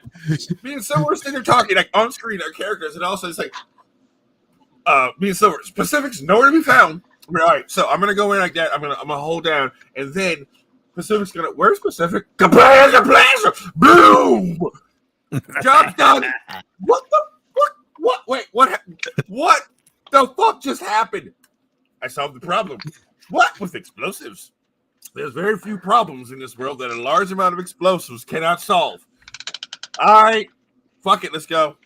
Get in the truck. He actually said that, by the way. He actually literally said there is no problem in this world that cannot be solved with explosives.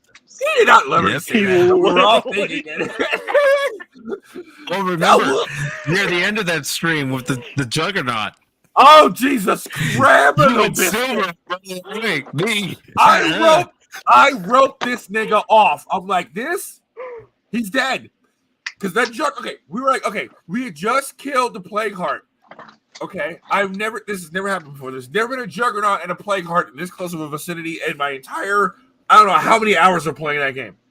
So we're going through the compound that we just liberated from a Plague Heart, like, oh, this loot, and a goddamn Juggernaut just like popped up. Hello there. I'm not gonna lie, because it's the internet is forever, and you guys can go get the receipts. I screamed like a little girl, ah! And left both my homies there to die.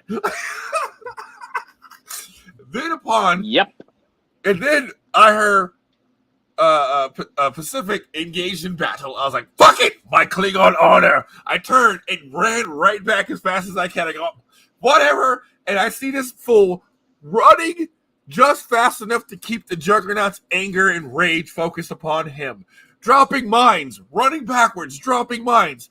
That lit the fire in my soul. So I started opening fire with every fucking weapon I had at the time, going, this will be a glorious send-off to my long-time friend.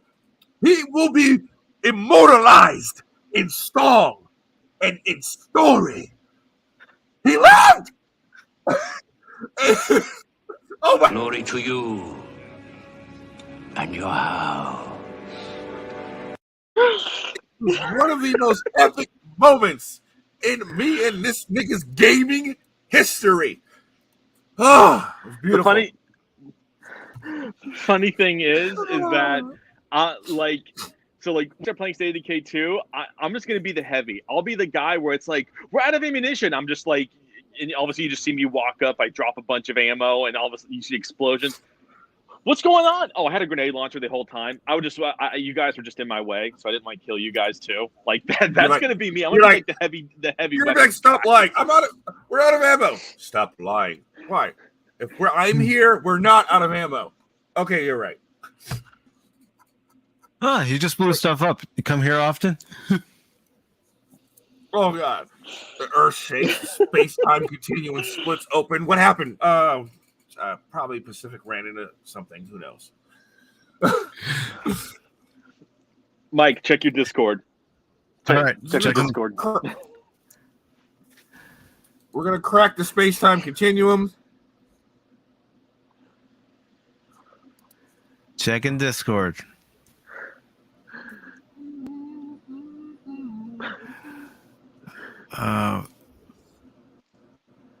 I'm not seeing anything in Discord. The last thing I'm seeing from you in Discord is the picture of Card and the dude. There we go. I saw this yesterday on Twitch. I just saw that. I just saw that on one of the Star Trek boards. Wait, what? I don't see it. I don't see it.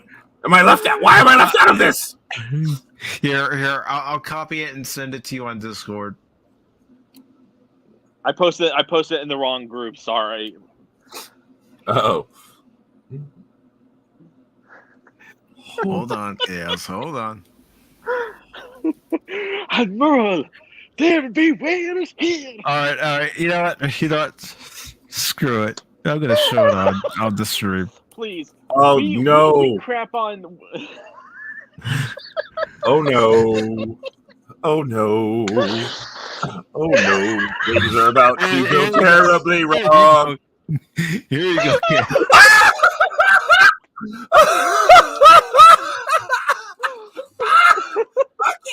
Oh no, I'm done. I'm going to hell, but you know what? I'm a Cup fan. I've already been there. Oh Jesus, he does the fucking gray whale right there. What the fuck? Oh Jesus. Oh god. The probe won't kill us. Why? Because here, send her now. Send her now. Oh God, there's so many jokes I want to say, but they're of like a political nature, and I'm not going to say them because we don't talk politics really on this. Thank so you. I'm not going Thank to say you. them. But there's a few. There's a few. I really Well, no, okay. I'm also planning on having. You know what? At this point right now, there's no point not because fuck it. The tides are changing so hard that we can have a political channel now and bring it because the tide is obviously shifting.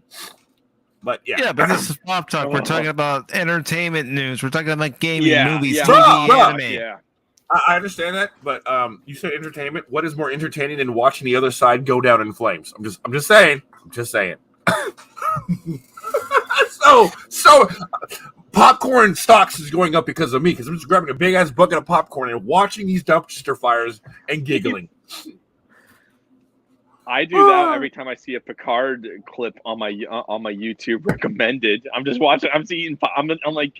I'm single handedly keeping Orville Redenbacher in business. No, you're not because sucking down their popcorn. Because when I see Laris is the Watcher clip, or I see we can't create. We don't have the capability to come up with the calculations necessary for time warp, even though. Spock did it over 200 years ago in a old bird of prey that had the crap kicked out of it, and they only repaired enough to journey back to Earth. Okay, you know what? That's entertainment to me. I'm watching it. Pacific. Well, I'm gonna show you guys something. Some of them, might make you go, "That looks nice." And yes, I know what people might say about Star Trek: The Motion Picture, but trust me, I have watched this over and over again, and it does look nice. So I am going to have to pause it here and there. But some good stuff. Let me know if you can hear it once the sound plays. I mean, Star Trek: The Motion Picture does get hate, but I mean, it does have. Oh, I mean,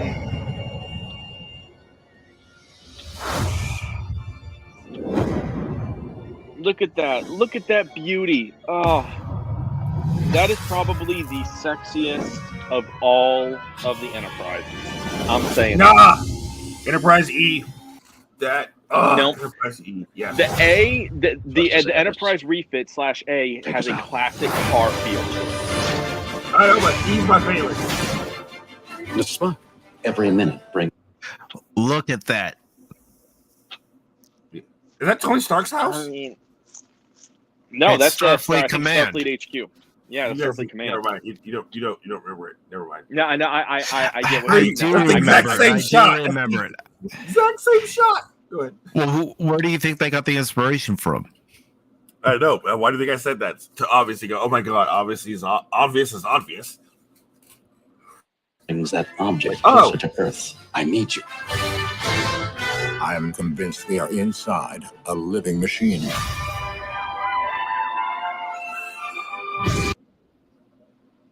Oh, she was hot before they shaved her. Yeah, well, I'm going to say this. For a bald woman, she was hot. Fair enough. She looks better than Mikey Spock.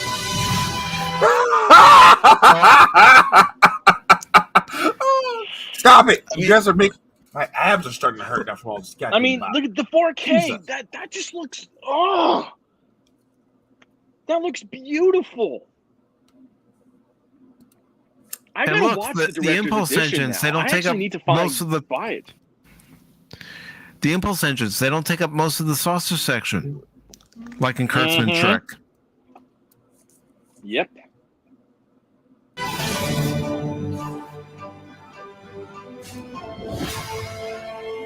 Shall I go to battle station, sir?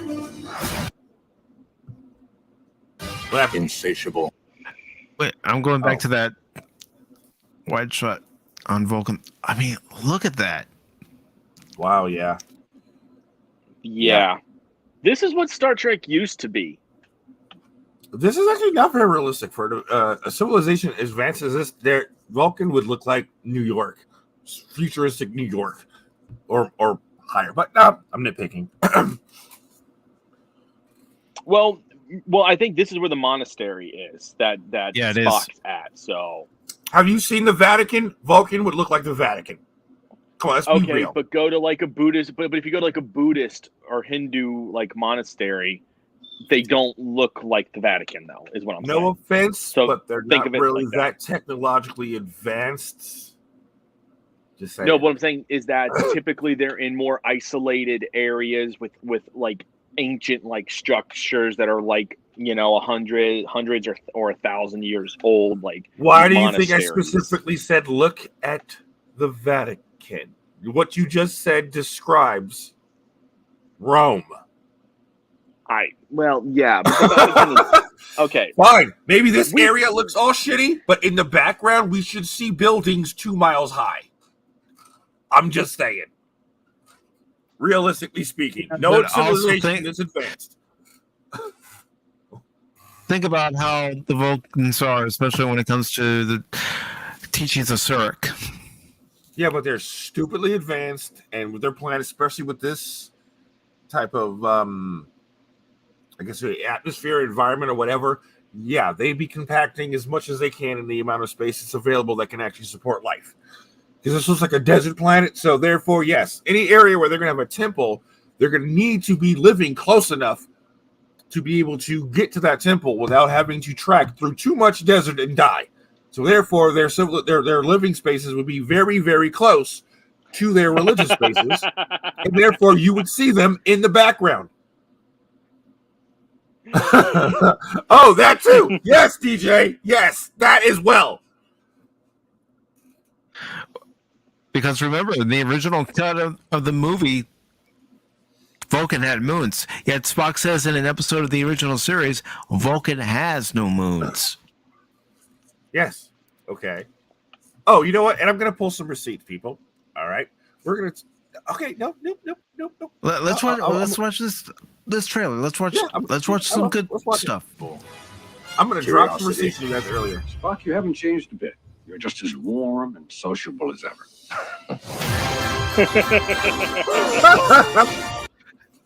Now look at that. This is V'ger. This is how it looks now. Whoa! What is that? That's after it's That's V'ger. gotten rid of the cloud. I'll go back to the previous shot where they show the 2001 version of the director's cut. Try to get it. Wow. So, okay, I'm not going to lie. That looks incredible. I mean, because the whole point of V'ger is it's this super highly intelligent, advanced thing. And this really shows it off. Like, it's something alien and alive and highly advanced. Like, that shows it off beautifully. Mm-hmm. It really does. And it looks like anything better than what we've gotten in just Picard or Discovery. Yeah. I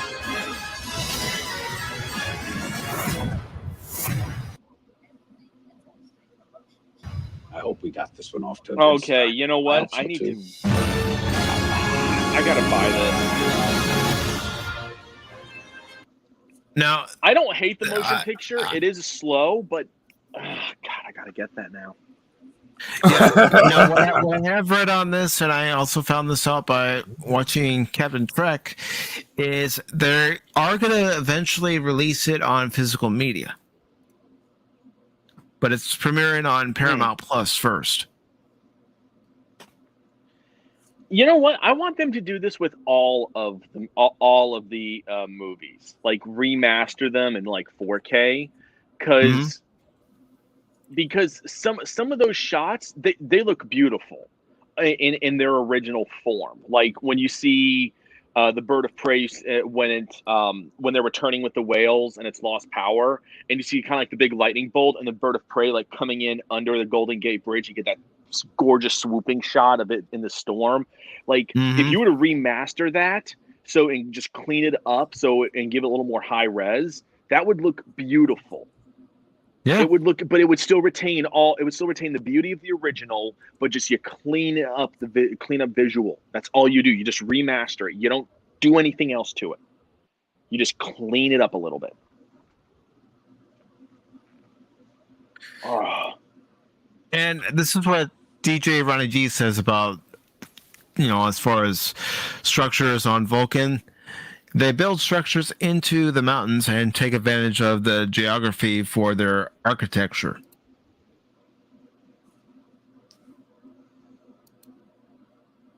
I mean, it makes sense. I mean, yeah.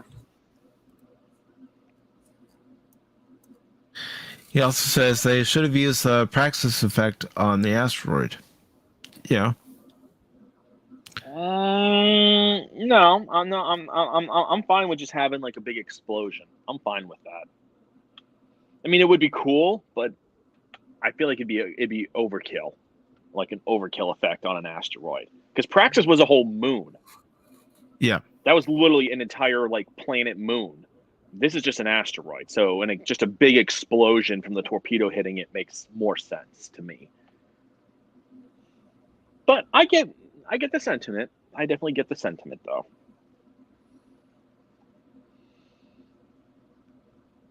But yes, I mean, it looks beautiful. The only thing I have a problem with is not that they redid it, but I don't have a 4K TV or a 4K Blu-ray player. Yeah, I don't either. I mean, my Xbox can play Blu-rays, but the TV I got, it was just like a cheap $150 TV. It can only go up to 720, so I couldn't even enjoy it. So even Blu-rays aren't going to have the same beautiful visuals to me. If I play them, doesn't mean it's not going to stop me, but it's not going to have the same visual look. So I do want to get a 4K player because I know that there's a lot of remastering going on of old stuff into 4K. So eventually, I do want to get 4K TV and a 4K player, but obviously that's going to be down the road.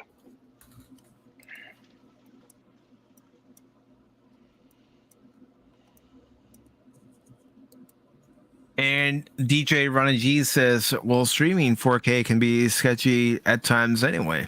Yeah, and you know that some people have already moved to, streaming in 4K. And Gary from Nerderotic, he has a 4K camera. Yeah. I mean, 4K is still in its infancy. It's kind of like when 1080p was starting to make its thing. So all the high def and everything, Blu-ray players were expensive. Blu-ray TVs, high def TVs that can handle 1080p, they were expensive. It's going to come down in price as the technology's refined more. And that's with streaming, that's with everything. So just give it about another probably year or two, and you're going to start probably seeing it become better, I would say. Yeah.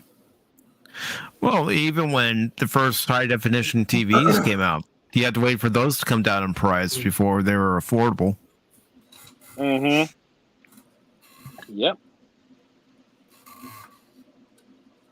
And, that was 20 years ago. Yep. All right. So our next article here is from Geek Tyrant. And it says, James Gunn says the DCEU cameos will keep coming in Peacemaker Season 2. And I've watched Peacemaker. I've given my reviews on Peacemaker. If you want to check them out, Peacemaker does have its own playlist for the reviews. So the article says, if you enjoyed the way that Peacemaker came to an end with James Gunn's surprise inclusion of Justice League cameos, you'll be happy to know that Gunn is planning to include more of these cameos in the second season of the series. The crazy season finale of Peacemaker brought in Superman, Wonder Woman, Aquaman, and The Flash. But Jason Momoa and Ezra Miller are the only DCEU stars to appear, while Superman and Wonder Woman were pretty much just silhouettes. In a recent interview with Total Film, Gunn teased his future cameo plans with Peacemaker Season 2, saying, I think we're going to see more connections and some other stuff as we move forward with Peacemaker and other shows at HBO Max. So those cameos will keep coming. I don't know if the Justice League is going to show up in every season of Peacemaker. That might be a one-time thing. We'll see. Yes, we will. I have no doubt that whatever Gunn decides to do with the cameos, it's going to be awesome and fans are going to love it. When it was announced that HBO gave Peacemaker Season 2 to Greenlight, Sarah Aubrey, head of original content, HBO Max, said in a statement, "The brilliance of James Gunn once again shines with Peacemaker. He took this character, brought to life by the intimidable John Cena. I don't know. Being a wrestling fan and having him shoved down your throat each and every week, that got boring after a while. I'm just saying." And created an exceptional series that's simultaneously thrilling, hilarious, and heartfelt, showcasing the humanity beneath this team of misfits living in a superhuman world. As the first original DC show to have its series premiere on HBO Max, we are thrilled that viewers agreed to give Keith and a fucking chance. So it says, who are some of the DCEU characters you'd like to see show up in Peacemaker Season 2? Well, why don't we get a proper introduction of Green Lantern since he was cut out of Justice League? He has a cameo appearance. He was just cut out of it. And I'm not talking Ryan Reynolds as Green Lantern. He's one. I mean, heck, I wouldn't be surprised if The Rock shows up as Black Adam. Yep.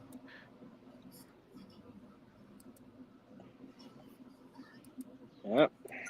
What do you think, Chaos? Hold on a second. I was distracted. I was working on a script actually right now. What's that? What's the question? Oh, well, if you no, I will if you read to you guys what I'm working on. Yeah, go ahead. What? If you were to watch Peacemaker Season 2, and James Gunn is talking about how there will be more DCEU cameos in Season 2, who would you like to see? Oh, I don't know. I haven't even watched Season 1 of Peacemaker, so, I mean. Oh, really? Oh, really? Yeah. You forgot. Like, MCU and DCU, I kind of just was like, meh. Well. I was disappointed by let's see, Hawkeye, disappointed by whatever the crap that Winter Soldier and that I was like, no, Falcon and Winter Soldier. Yeah. Yep, that made me go no. I watched one episode, was like, no.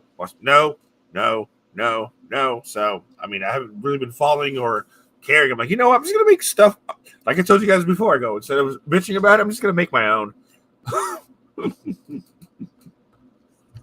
So let's see, from that universe,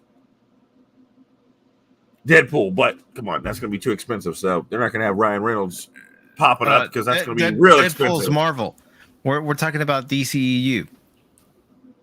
Oh no, Peacemaker. So that would be the the second Suicide Squad was actually good. So yeah, anyone from the second Suicide Squad movie, which I actually did enjoy. I told you it was good.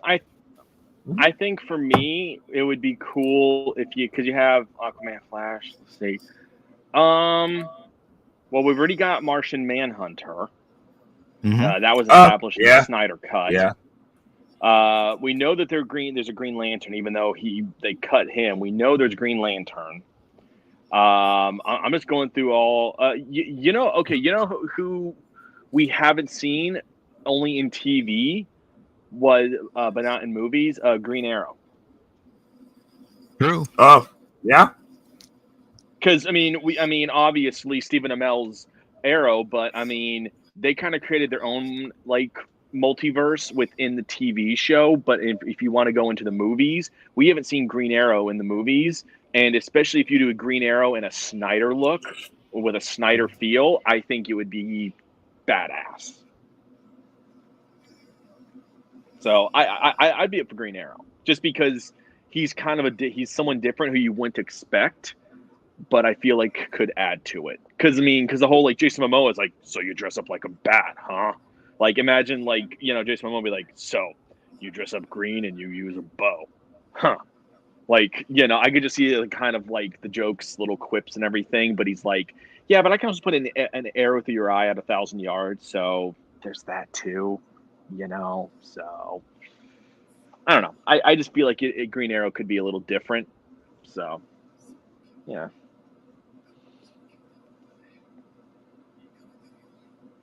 Yeah, I mean, I've said this multiple times. The first few episodes, I wasn't too keen on, but I just kept watching it, and it just got better after those first few episodes. And, I'll give credit where credit's due. Robert Patrick had something to do with it, especially with his character. Mm-hmm. All right. So I've got some more game news I want to talk about. And hello, Padawannabe.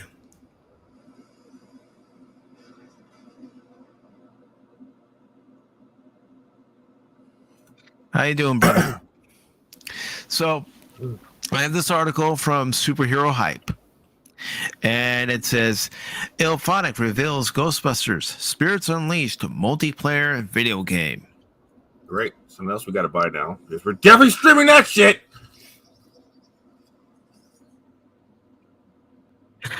I knew you'd say that, Chaos. Ilphonic reveals Ghostbusters Spirits Unleashed multiplayer game. In 2009, Ghostbusters the video game reunited Ernie Hudson, Harold Ramis, Dan Aykroyd, and Bill Murray for the pseudo-sequel to the films. But now that we're in the post-Ghostbusters Afterlife world, Hudson and Aykroyd are passing the torch to the new generation. Earlier today, Ilphonic, the company behind Predator, Hunting Grounds, and Friday the 13th, the game, announced Ghostbusters Spirits Unleashed, a new asymmetric multiplayer title. Well, when I think of Friday the 13th, I think of the game on NES, and gosh, that was a hard game. And frustrating game. Okay, it goes on to say within the trailer below, Winston Zeddemore restarts the Ghostbusters. If you recall in the post-credits scene, this is a spoiler, by the way, of Afterlife, Winston was widely successful in his life after the team broke up. Additionally, Aykroyd's Ray Stantz is still running his occult bookstore, which can be a resource for players. However, it's up to the players to form a new Ghostbusters team with one player slated to play the Ghost. Oh, great. Chaos as a ghost. Shit.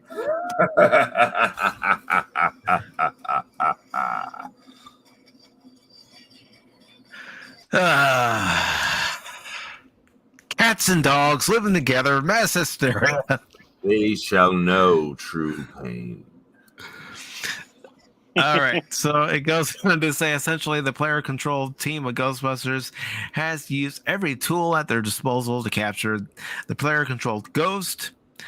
The settings include hotels, banks, museums, prisons, and more. And as you can see from the trailer, it was clearly inspired by the hotel scene in the first film. Spirits Unleashed will also have alternate modes that let players control the ghost against the AI team. Conversely, 4 players can contend with an AI ghost. The primary focus of the game is on teamwork rather than competition.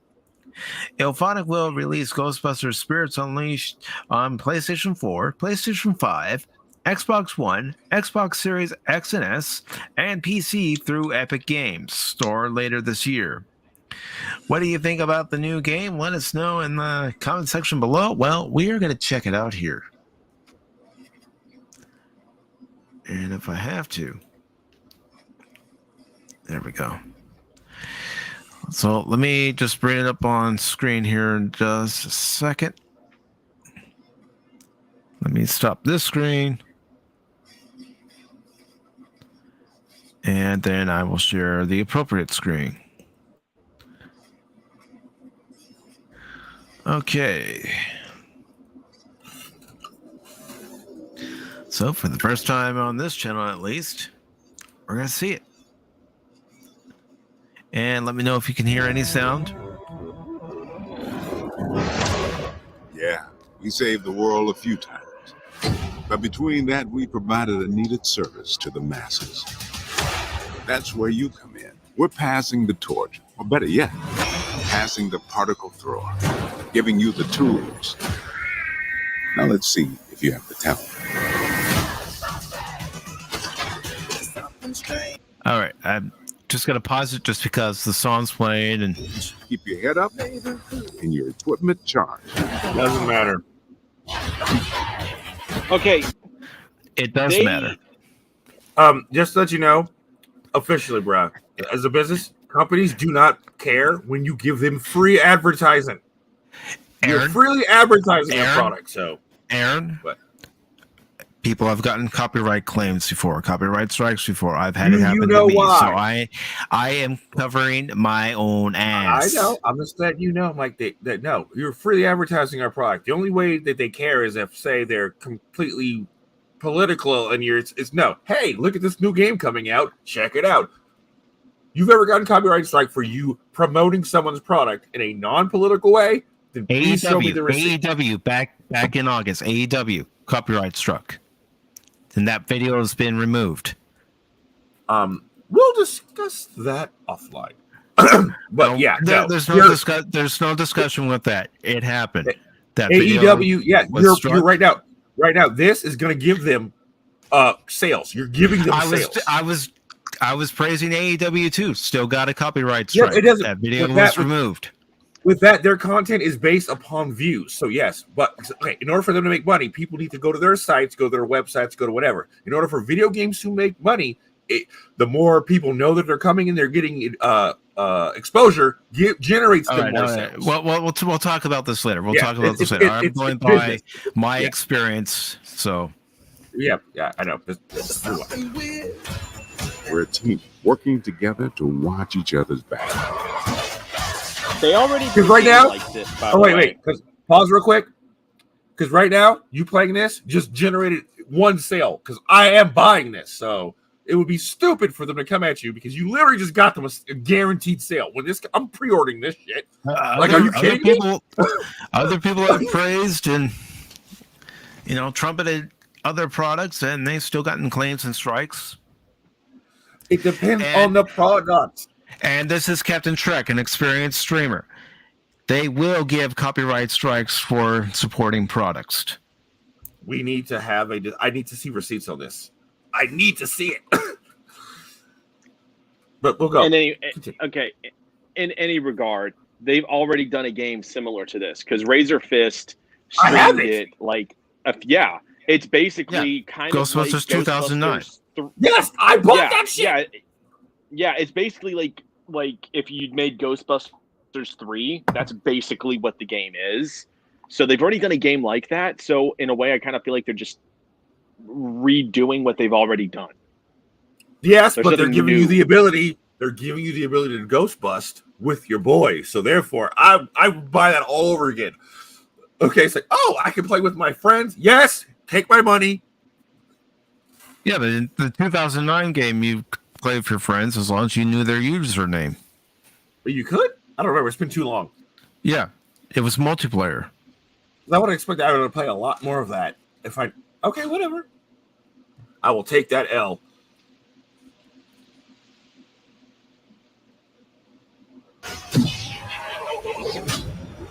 Incorrect. Free advertisement does Now, I mean know shit. you're The only still time they usually Ghostbusters. come after you is if you're criticizing them. They won't allow you to criticize them, but if you're praising them, There have we'll been just say YouTubers 90. who have praised products We'll just say and they've gotten 90. copyright strikes and copyright claims. We'll say 90% of the time they don't give a shit. The only time they There's care much is if more your here than meets the political eye. values Okay, don't all right. align, then you have to come after you. It's a discussion for later, okay? Yeah. All right, and You have the chance to see firsthand what exists on the other side. Catching ghosts is only the half of it. Now, I'm sorry. This looks like a repeat of the Ghostbusters 2009 game where you go to Yeah, it hell. does. Is this not the same? Now I'm thinking. Now I'm like, is this the same game? It- but no, it's a- but it's a that's what new I'm saying. game. Like, yeah, it's a new game, but like the whole like scanner, they had that in the 09 game with the scanner Yeah. where you would wave it around and you would basically, it was kind of like a homing beacon to find ghosts. I mean, now this is the only you new wanna play feature as a where you can ghost? be a ghost. That's the only real difference I'm seeing. Oh, okay. Yeah.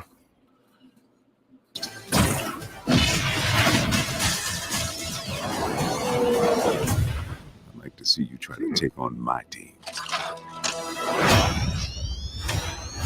Oh, that's kind of sick.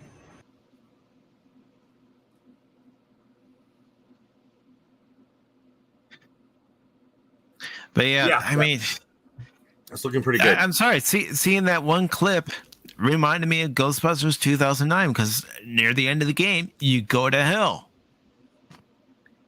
And that was literally one of the plot points that Dan Aykroyd had written for the third Ghostbusters movie that was never made with the original Ghostbusters.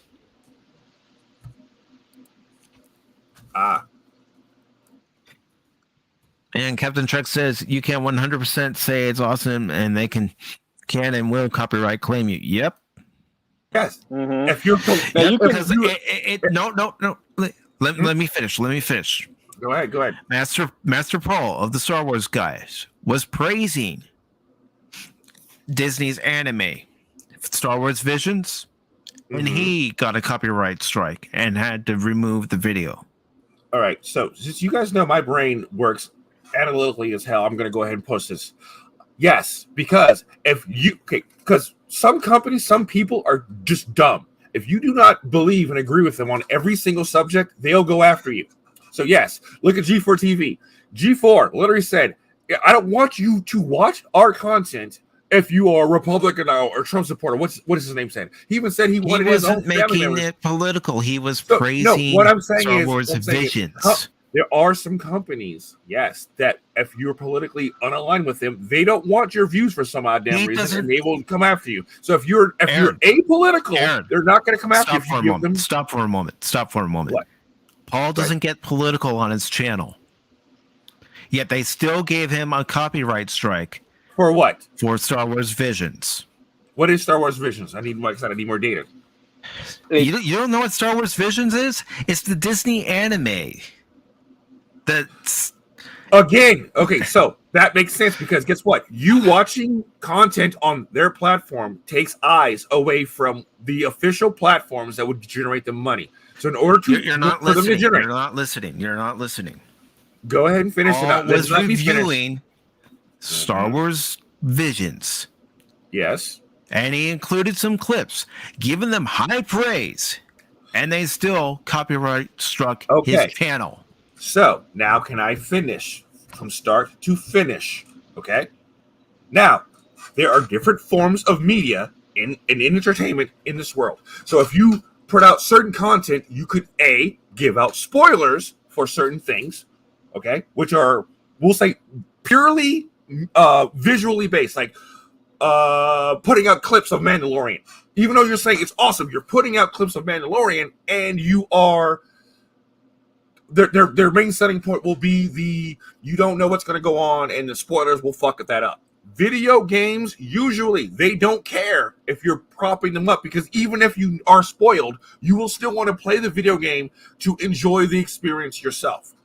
So usually companies, video game companies or companies who sell products like that, if they're not insane, will not care if you're putting out footage or video, whatever you want to put it on there, because you're generating views and you buy the product. Okay. Like War Thunder. Let me just say something. For example, I asked you, please let me go from start to completion, and then right. Like War Thunder specifically, I know from the content creators I go, their company literally wants, specifically because they're a video game, they want you to post all their shit. They want you to put it up there. They want you. Why do they got send you? I'm sending you War Thunder videos to play, because I know for a fact from insiders in the company, that's how connected I am with War Thunder. They want people blasting their shit all over the internet because it gets eyes and that gives them more revenue.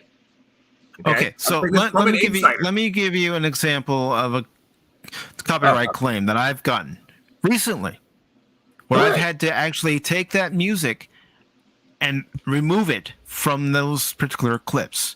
Streaming Final Fantasy VII Remake, I have gotten copyright claims. Okay, pause. From the music. Why do you think I asked you for more information? Music. If you're playing music online, you're taking away from the revenue. Music. It's in-game music. It's game that they put in the damn game. The music. They got to pay for said music. So the people creating that music. It's their own music. It's their own music that they've already put in their damn game. Yes. Contracts from the creators of said music. I have going through this myself because I put out music and I'm having people that I made music with coming at me, asking me, I go, I don't give a shit. No, I'm not joining you in no, I don't care. Okay. I'm telling you this because I'm in this freaking industry and I understand how retarded it is. That's what I'm saying is usually the only way people are going to care is usually like a political thing, or they're just really super greedy. But if what you say, if what you're doing is going to generate more eyeballs on them buying your physical product, they typically don't care. They're typically they're laughing, going, this motherfucker's giving me free advertisement. Like War Thunder, I'm like, literally ask them, they're like, your advertising are shit, so we don't care. Well, I'd like to meet this person that you know on the inside from War Thunder. The European Canadian on War Thunder, that YouTuber, literally, I'm part of his squadron. So literally, I get to hear all kinds of background information and shit that they're not allowed to say. So here's the only thing I'm going to say on this whole thing is, as somebody who's been part of streams that literally only use 10 seconds of audio, and by the way, this wasn't actual music, this was just audio in part of a 2.5 hour live stream. 10 seconds of audio, the stream was pulled by YouTube for copyright strike. Yes, well, what I'm 10 saying is seconds of audio in a 2.5 hour stream. Since it's you and Pacific, I get it, because we all share the same political views. So I'm saying is your problem is probably politically why you're being attacked. It has nothing to do with political views. It didn't. This guy was Irish. He never talked politics on his channel. He only talked nerd stuff. Okay. To get the current stream back online, I need more data on that, because like I said, I've only seen myself them getting attacked if they are, because there's companies that's pretty said, I don't want your business if you this is how you believe what you think. And I'm like, okay. So I haven't seen any companies who don't think that way. Companies who go, hey, everyone's allowed to think and do whatever they want because it's a free country. I haven't seen those type of companies attack people for giving them free advertisement. Now, if you guys are telling me you have receipts on the contrary, then yes, off your stream. All right. I want to see those receipts. I'll give you a receipt. Yeah. I'll give you a perfect receipt. Okay. Tom and I did an Orville Season 2 stream with the Nocturnal Life Form. Oh, and Scott was there too. Hollywood, and that stream got pulled. Go, it's Hollywood. Just off stream. Let's have this off stream. I'm gonna bring you. Yeah, this is. Well, I know you don't. I know you don't want to hurt on any Hollywood folks that you're dealing with right now. I know you don't want to step on those footsteps. No, it's you specifically mentioned you don't want to. I have to get deeply political to explain this to you, and you don't want that on your channel. That's why I'm saying no. No, I don't. No, I don't. Yeah, so that's why. Yeah, I can't rebuttal without going there. So next article, because nope, can't do it. Trust me, I got the next article. Yeah. All right. I have to swim in this damn Shark Tank. Here we go. Well, that's why I said what I said. I know you don't want to step on any foot. No, I mean, the wrong foot to step fuck on. him. Hey, anyone who knows me in Hollywood who may hear this, fuck you. I don't care. I care more about respecting my friend's platform. So y'all can fuck off. You all know that already. Moving on. All right, so I have this article from Superhero Hype, 20th anniversary. I keep it real. 100. No. I keep it real. Oh no. Oh no. Oh, live action. Oh no. Yeah. No. Yep. Rawson Marshall Thurber is directing a live action Voltron movie.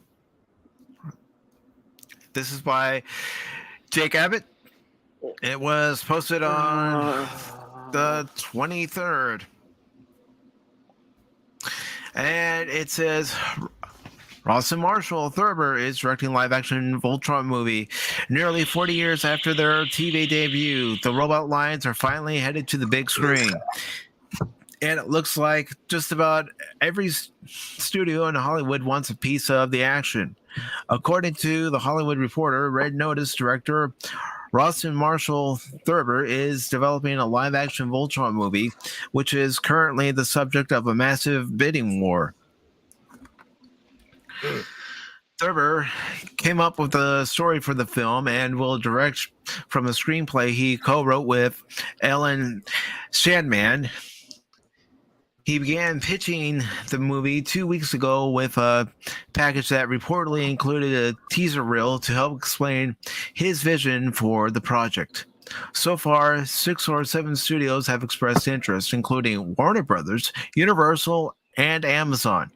But surprisingly, the list does not include Netflix, which released Red Notice last fall.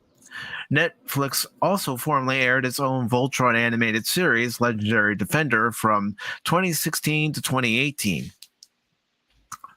The original Voltron cartoon, or if you want to go by its actual source material, anime, premiered in 1984 as a remix of Japan's Beast King Go Lion series that launched in 1981. The show followed 5 pilots whose vehicles combined to form the titular giant robot, which they used to protect their planet from interstellar threats. Over the years, the franchise has spawned various spin-offs along with several comics, toys, and video games. THR's indicate that the film could land a studio by the end of this weekend. Regardless, this isn't Hollywood's first attempt in bringing Voltron to theaters. In 2005, producers Mark Gordon and Pharrell Williams began developing their own adaptation that also would have featured music from Williams himself. More recently, in 2016, Universal landed the distribution rights with David Hayter writing the script, but regardless to say, this version of the film never materialized. Thurber is currently working on 2 back-to-back Red Notice sequels and also just signed on to write and direct a new Dungeons & Dragons TV series. So it's clear where Voltron will fit into... It isn't clear where Voltron will fit into his upcoming schedule. Whatever the case, David Haberman and Todd Lieberman will produce the film with World Events Productions head Bob Koppler. Are you excited to see what Thurber has planned for Voltron? Well, I don't know if I should be. I mean, I might get flashbacks to Michael Bay's Transformers. I mean, the thing is that with Voltron, you could do it well. I mean, there is the capability, you know, because like I said, if you look at Pacific Rim, the way Pacific Rim did giant robots and giant aliens, it's beautifully done. I know people can hate on Pacific Rim all they want. I love it. I think it's if you're going to do a giant robot movie, it's the baseline. Okay, it's the baseline because it did it well visually, the way with the mechanics and everything. You know, Power Rangers tried to do it. They didn't do a bad job, but they kind of missed the ball in one or two areas that I feel like they could have capitalized on big time. With this, I feel like this could really be done well, or it could blow up like a thermonuclear bomb. It all depends on how they do it, because if you go SJW, it's dead. If you try and make it if you try and make it in a I don't want to say Power Rangers-esque, but where 5 teammates have to work together in their lions and form Voltron and fight the baddie, if you do that well, it could be good. But with today's Hollywood, it gives me a lot of pause. And it should. It should, because I mean, there's so many ways this can go wrong, especially in the current Hollywood climate.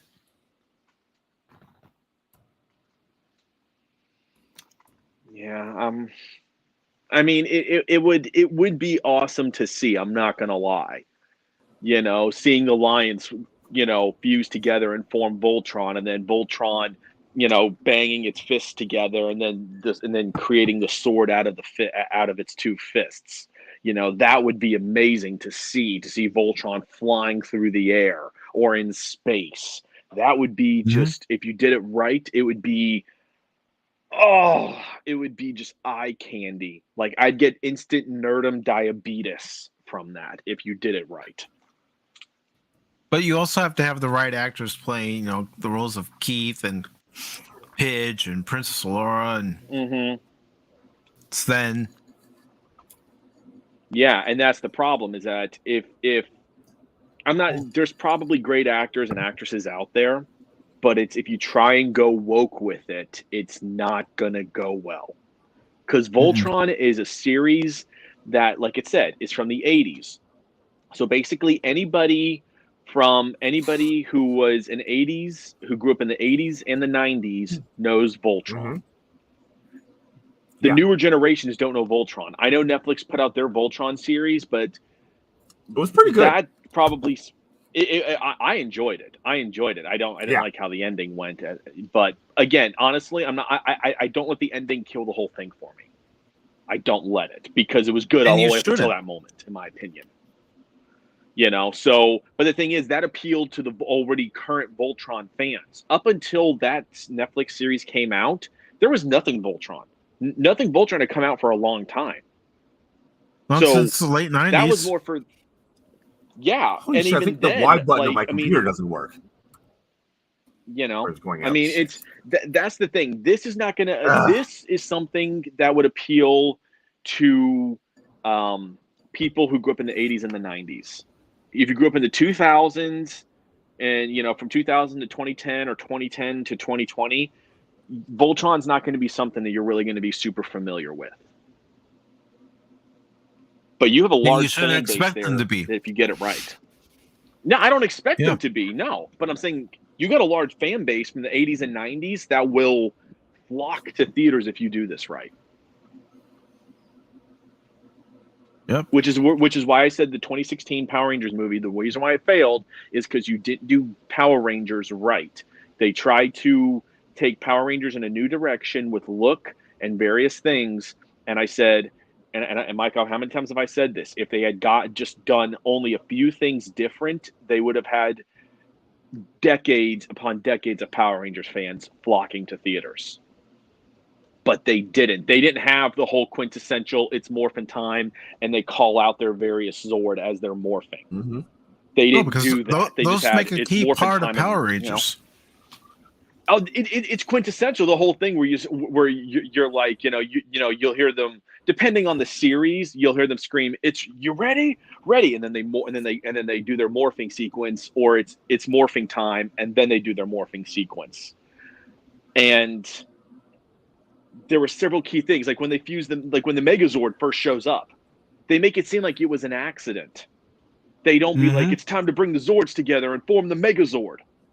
Like, they didn't have that. They didn't have certain things that were like, holy crap, we just got what we've always wanted in live action.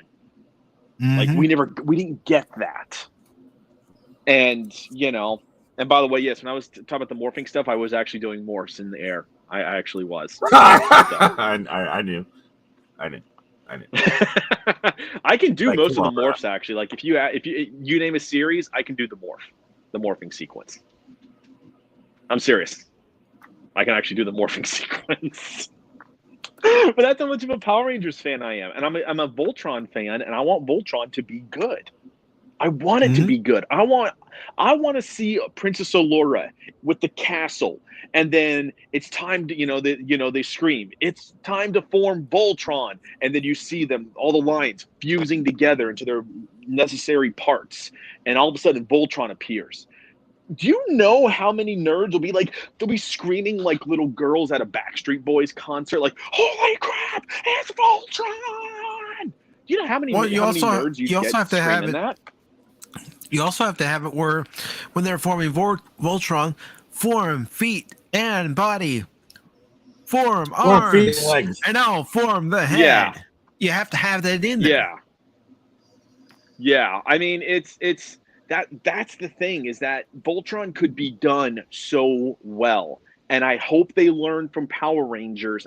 And trust me, I know other Power Ranger fans, and they all said the exact same things I said. So what I'm saying is not just me. This is other Power Ranger fans. What they did not get in that movie, I want Voltron to learn from the mistakes of the Power Rangers 2016 movie, and give us what Voltron fans want to see. Call out your stuff. Call out, it's time to form Voltron. Give us the sequence. Give us form hands, form feet, form this, form head. Bring it all together. Give us that. Because all the Voltron fans would be like, "Oh my God, I have chills. Oh my, hold on a second. Baby, give me your jacket. I need to put this over my lap right now." Like, they will lose it in a good way. And it will show in the box office, because everyone's going to want to be like, man, I got to see that Voltron movie again. I got to see it again, man. It was so good. It was so good, man. Come on, man. I don't know anything about Voltron. You're going to like this.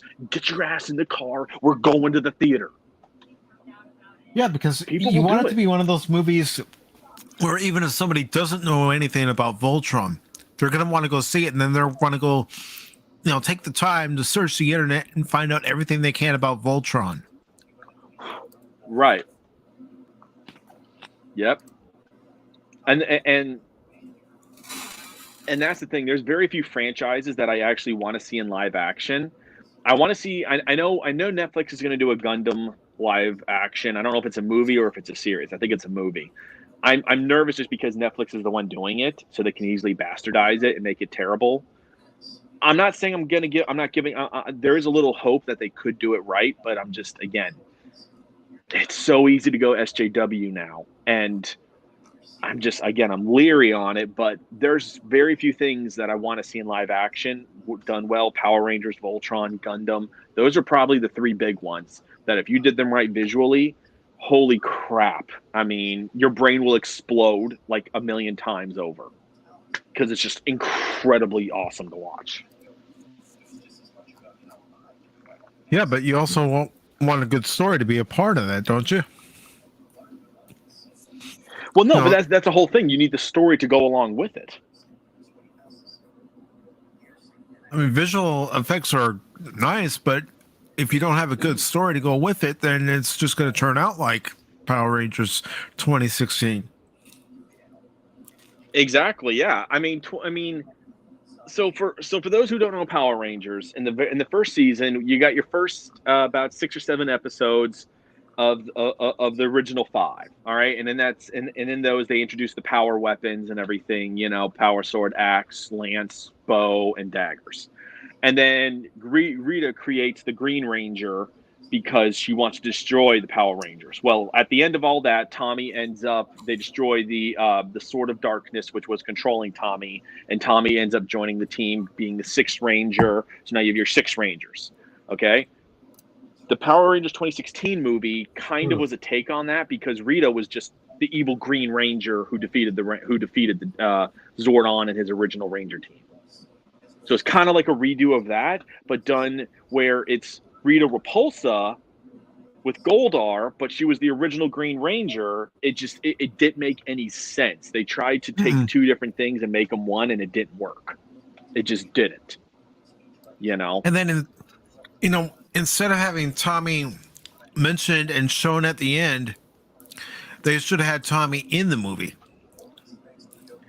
Yeah, like like a small appearance by somebody. Because there was, who was it? There's one of the guys from Cobra Kai, and I saw this article about a month ago. One of the guys from Cobra Kai, people are like, if they do another Power Rangers live action movie, we need this guy to play a young Tommy Oliver, because he just drips Tommy Oliver Power Rangers. Like, just him in Cobra Kai, people are getting those vibes from him. I don't know which actor it was or which character, so I'd have to try and find that article. It's from like a month ago. But people are already talking about wanting more Power Rangers live action because, like and Mike, how many times have I said it? The Power Rangers fan series, that there's 3 different fan series out there, and they have a massive support. Like, to the point where in cons, big name cons, they got panels, and hundreds of people are showing up to these panels. So Power Rangers is still very much alive out there, and people want good live action Power Rangers. Well, let me ask you this. What would you think of the actor who plays Robbie on Cobra Kai playing Tommy, for example? Which one's Robbie again? Is he is he the Latino kid, or is he the kid that Daniel trained? He's the kid that Daniel trained. He's Johnny's son. Yep. Yeah. Honestly, I could easily see him as Tommy Oliver, because he has that bravado where, when Tommy Oliver is first, evil and whatnot, he could easily pull off that role. And then once he finally, the evil that's controlling him is destroyed and it's just Tommy Oliver, the Green Ranger, I think he could easily pull it off. I think he could. But you got to get the right cast, and you got to get the right story. Because visually, we know they can do it. We can do the Zords. They can do the big battles and everything. We know that part. But you got to give us a good story with the right actors and actresses. Well, I'm looking up an article real quick. That is Power Rangers related. I just have to find it first. Because it was one part that really bugged me is that when they're first fighting the putties, which those were not putties, those were, I don't know what kind of creatures you want to call them, when they're first in Ranger form and they're fighting them, and you just see Jason extend his hand and his power sword comes out. No, like the first time they introduce the weapons is when they're fighting the Minotaur and they can't get past his shield, and then Zordon introduces the power weapons. And they're all like, and then you see them all just like, you see Jason, he's just holding a regular sword, and then he swings it and it energizes, and it turns into that quintessential Red Ranger power sword that we all know. But we didn't get that. We didn't get all the Rangers with their power weapons. I mean, that would have been incredible if they had done that. And then you see Rita there, she's like, you can't defeat me individually. And so they're like, put them together. And you see them all form their mega cannon with all their weapons. And then she's like, oh. There's some great Ranger moments they could have done, but we never got. We never got them. I wanted to see them all scream out, "It's morphin' time," and then do their quintessential Ranger morph like we always got in Mighty Morphin. We never got it. We should have. You don't stand in front of a giant glowing orb like portal and then just quietly say, it's morphin' time, and then you just stand around it and then you morph. Like, what is this? You know, it bugs me because I don't want Voltron to fall victim to the same thing that Power Rangers got. Voltron is too awesome of a franchise to bastardize like that. It's too awesome.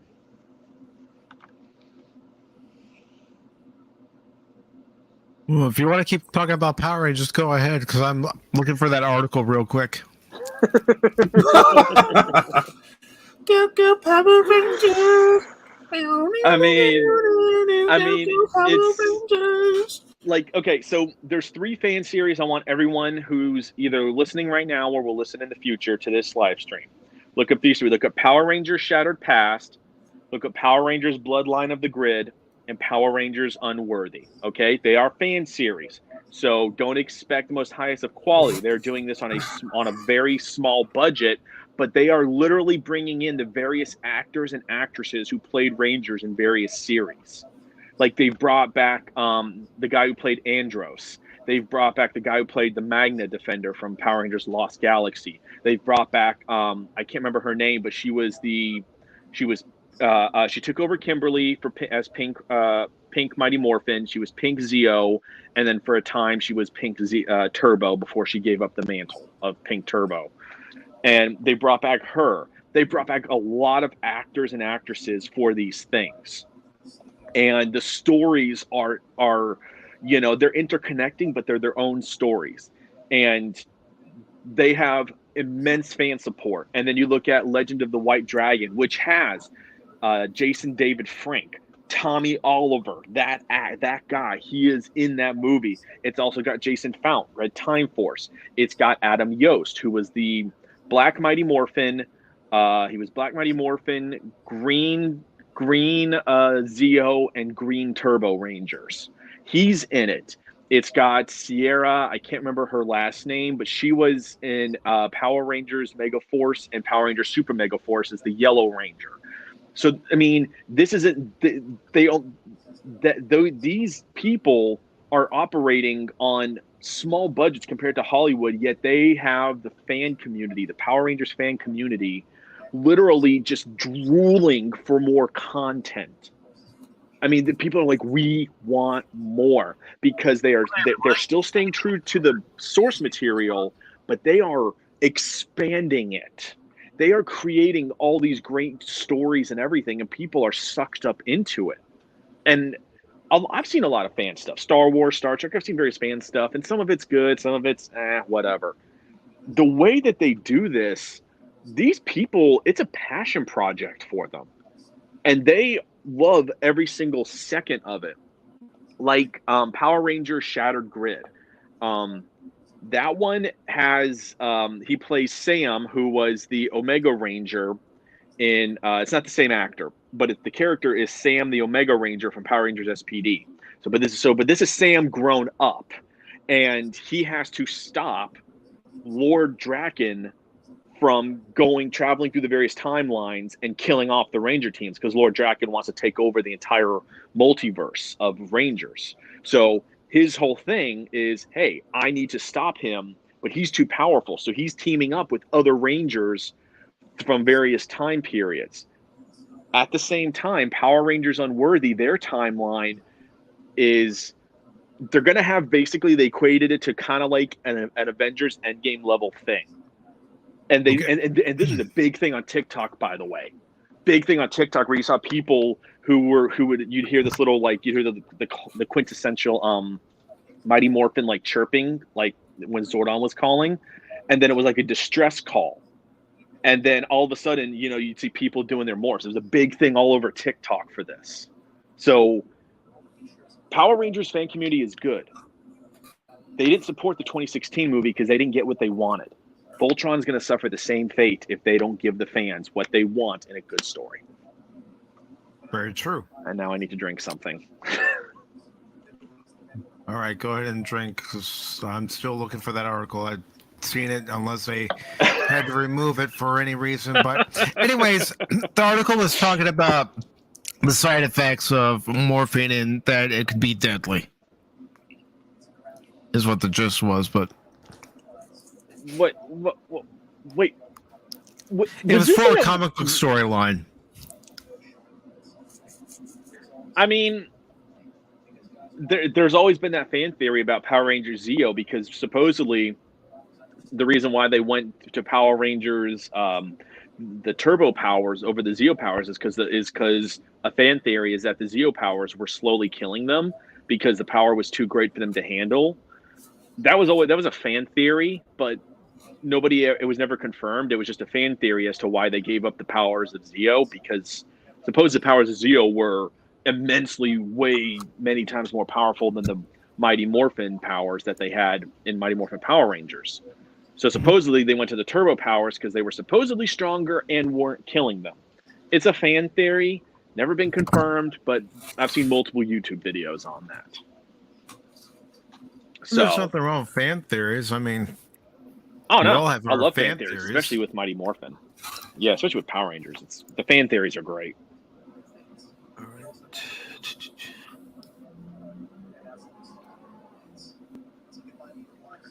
So, yeah, I mean that's one thing I will say about Power Rangers is I feel like it hasn't been really hit as much by Hollywood and our toxic culture when it comes to like Hollywood and whatnot. It hasn't really been hit by that yet, and I'm holding out that they don't do it. They don't bend the knee.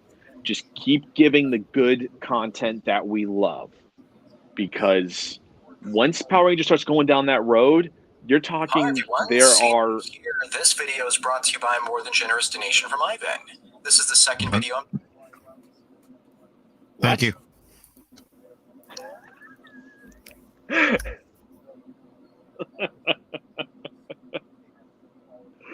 Yeah, I was down in the comics, but I can't find it now. But anyways, that's what it was about. Oh wow, yeah. Okay, all right, it's no big deal. Nah.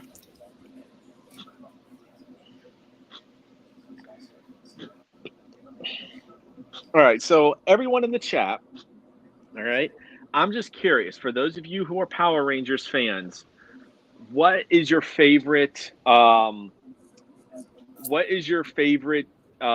Rangers series? You know, Mighty Morphin, Zeo, Time Force, Lost Galaxy, and Space, you know, et cetera, et cetera. What's your favorite, like, overall? I'm just curious if we got any Power Rangers fans in the chat, and, you know, comment in the chat what your favorite is. Because I got two, and they're like neck and neck. Tommy's White Ranger is my favorite. I mean, Tommy's White Ranger is good, but I'm sorry, man. The Green Ranger with that dragon sword is Tommy. My bad, Tommy. Fine, Tommy is my favorite. There you go. Because he was white and green. I mean, was that a test of white? Yeah, he's white. He's okay. Yeah, Mighty Morphin. See, that's the thing, Astro, is that Mighty Morphin will always have a special place in my heart because that was the OG. Yeah, I watched that with my sister. At like almost like we're talking like barely beneath it is Time Force. Time Force was a phenomenal series, and it has probably, I'd say, one of the top 5 best openings ever. Like that song is just awesome. Red Ranger, Blue Ranger, SPD was good. I'm not a big fan of Turbo. Zeo was good.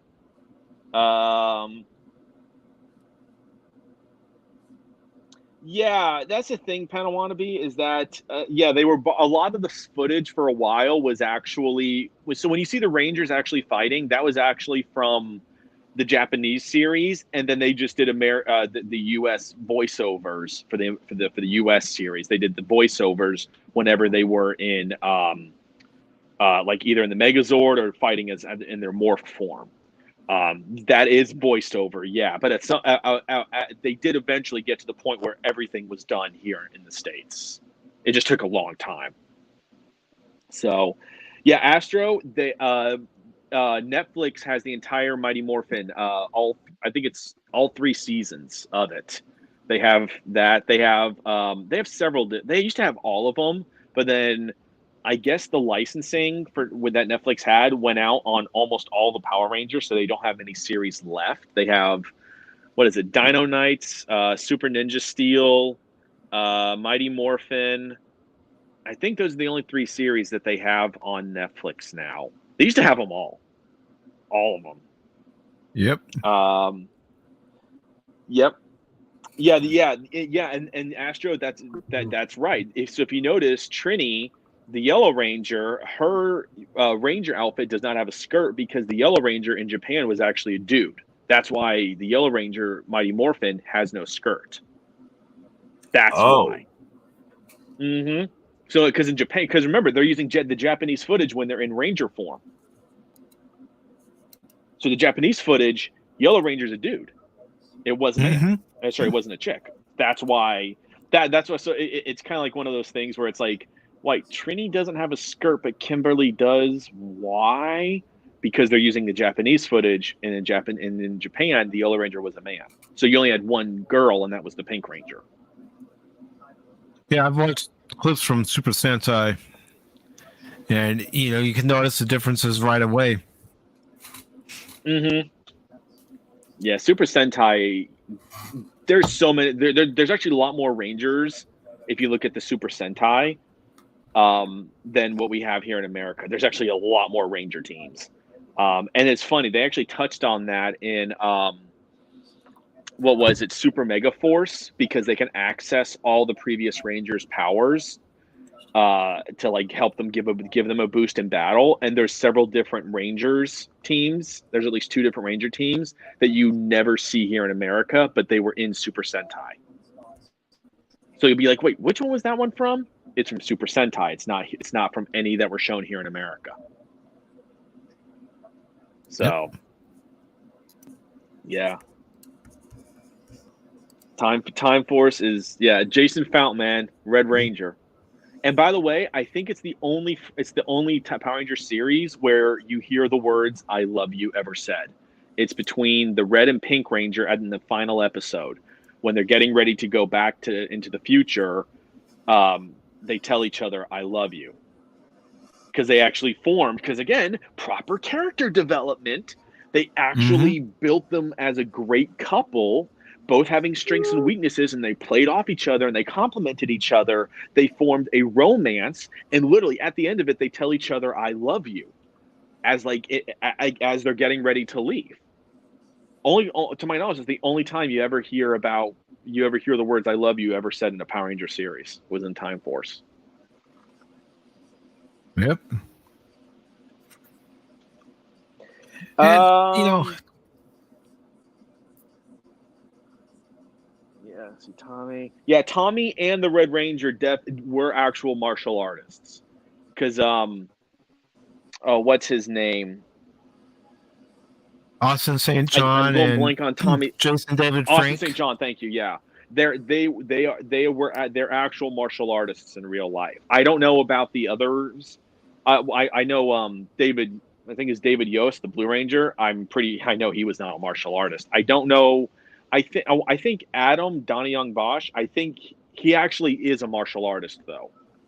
He actually is, because I've seen him in stuff that was not Power Rangers where he did martial arts. So either he's really good at pretending to know martial arts, or he actually can do it.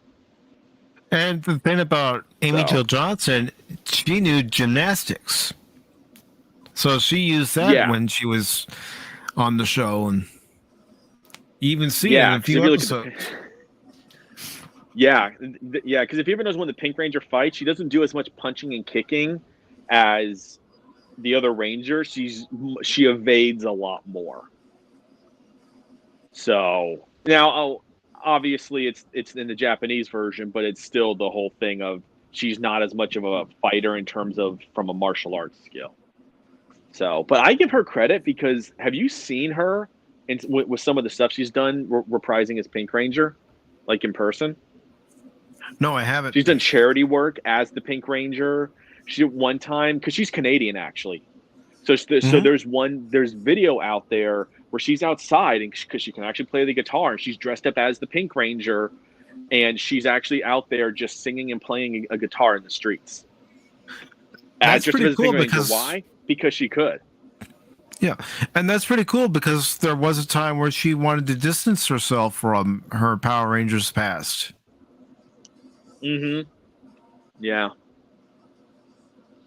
Yeah, she's done stuff in that, and then she was even in the 2016 movie. She did her and Jonathan David Franks. They had cameos in that. Yep. Which I found funny that she was the cameo. I'm like, dude, Jason David Frank I get, but Amy Jo Johnson, I wasn't expecting that one. No, but it's good that she said yes to making that cameo appearance. Oh yeah. Yeah. Power Rangers. I mean, it's in my heart. It's in my heart. Hell, I got 2 morphers. So why not? Just like Ninja Turtles is still in my heart. And how about you, Chaos? Say again? He's not Patriot here. was just saying, yeah. Patriot I'm was writing. just I saying told that you guys I was writing. Patriot was just saying that Power Rangers is still in his heart, and I said that Turtles was still in my heart. What about you? Oh hell yeah, yeah. Turtles and Power Rangers, they're written correctly, and I'm totally down. Especially Turtles. Like oh god, Turtles. Me and my sister. You know my sister. My sister's pretty much a female version of myself. So yeah, we used to watch Power Rangers together, play the SNES Power Rangers game. All the things. And other than Ninja Turtles 1 and the electrified seaweed, I love everything Turtles. Well, with the Cowabunga collection coming out sometime this year, I'm gonna see what I can do about you getting through that seaweed level. No. Okay, I've moved on. Come on, it's eating at you. You know you want to conquer it after all these years. Okay. I'm going to do something. It's like the Turbo Tunnel level in Battletoads. I wanted to conquer it, and I've conquered it. You don't believe me? The video's on the channel. Okay, I am harsh on, we'll say Hollywood. There's a reason. Okay, so you guys are like, okay, here you go. Mike, I'm going to put out non-copyrighted material that I probably shouldn't put out. It gets to be exposed on your channel first. Nope. I'm gonna put the kibosh on that and say no. It's mine. It's mine. If you don't want to expose, because I don't care. No, I really don't. I don't give it. Try to steal it. I care. Keep that close to your vest. It's 5. No, it's a 5 pages thing. It's like, hey, this is 5 pages. Just practically no damage anyone. I just want people to know when I'm criticizing writing, why I'm criticizing writing, because they can't look me up and go, what are your credentials? So your guys and your viewers are about to see my credentials for why I have such high standards. Okay? So, images of starship battles in the background. Narration. For thousands of years, 4 major powers have battled for control over this galaxy. The Azir, the Shin, the Elysians, and the Attune. After thousands of years of bloodshed, the Attune forged a massive empire. Having grown weary of the endless battles and loss of life, Amun, king of the Attune, called for an interplanetary peace meeting between the powers. This meeting was never to happen. Extinction Earth, daytime, high orbit over Atlantis, 18,000 years ago. 57 Attune starships sit in high orbit. The camera dives down through the atmosphere, clouds, and then to the bustling city streets of the ring city of Atlantis. High-tech floating vehicles fill the skies as citizens went about their daily lives. Cut to internal Atlantis. Hallway. Ra and Hathor walk down the hallway leading to the grand meeting hall. As they walk, Hathor glances over at the blue-gray-skinned Ra in full battle dress, pauses for a moment, then she speaks. Hathor, worried. Are you sure that you want to go with us, my love? Raw's face grows stern, his eyes narrow, focused in front of him. And without returning his lover's glance, he speaks. I have never been more certain of anything in my entire life. The couple approach the door. 12 guards, 6 on each side, line the hallway. 8 of them give Raw a nervous look. Raw does not return their stares. As Raw approaches the massive doors, they sense his presence and automatically slide open. Lord Raw, wait here. Hathor stops, and the massive doors close behind him as he enters the chamber. King Amun speaking with his 8 royal guards while pointing around the hall as if giving instructions. As Ra walks towards his father, Amun stops speaking. A look of confusion spreads across his face as he turns to face his son. My son, why are you here and why are you dressed like that? Ra, walking in pristine golden battle armor, eyes looking down, stops walking and slowly rose his eyes to meet his father's gaze. Father, do you really intend on going through with this madness?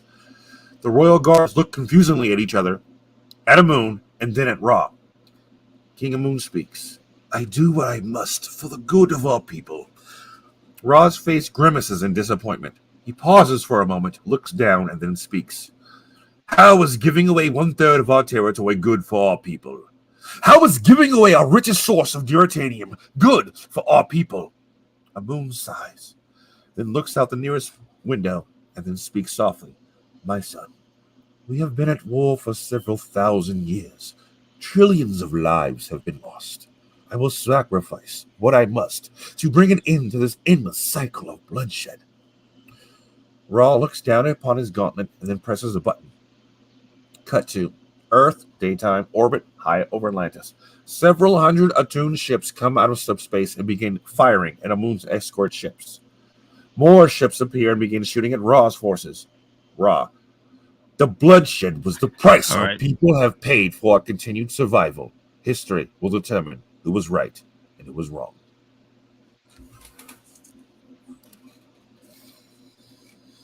Not bad. Not bad at all. That battle's going to be sick. But yes. Good stuff. Yes, it's like there's no excuse. You can create your own stuff, Hollywood. You do not have to repaint, gender swap, whatever. You can write your own stuff. There's no, if I can do it, you can do it. That's very true. I mean, why do you think you see fan creations on YouTube where they're taking a property and making their own developments, or even coming up with their own comic books, like Ethan Van Sciver for Cyberfrog and exactly authors and all right, exactly. So yes, we have this. That's why I'm distracted, because I'm currently writing this right now. That's why you're like, oh shit. I'm like, okay, I'm like, oh, okay. Yeah. So, no disrespect. I'm writing this script right now. Okay.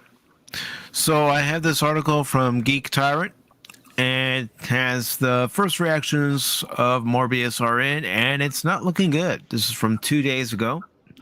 It's by Joy Parr, and it says the first reactions of Sony's upcoming Marvel film Morbius has dropped on social media, and it looks like the studio once again dropped the ball. I was actually looking forward to watching this movie, and I hope that it would be good because I'm a huge fan of this character. The marketing sure did cut together an interesting trailer, but as you all know, trailers can be deceiving, especially nowadays.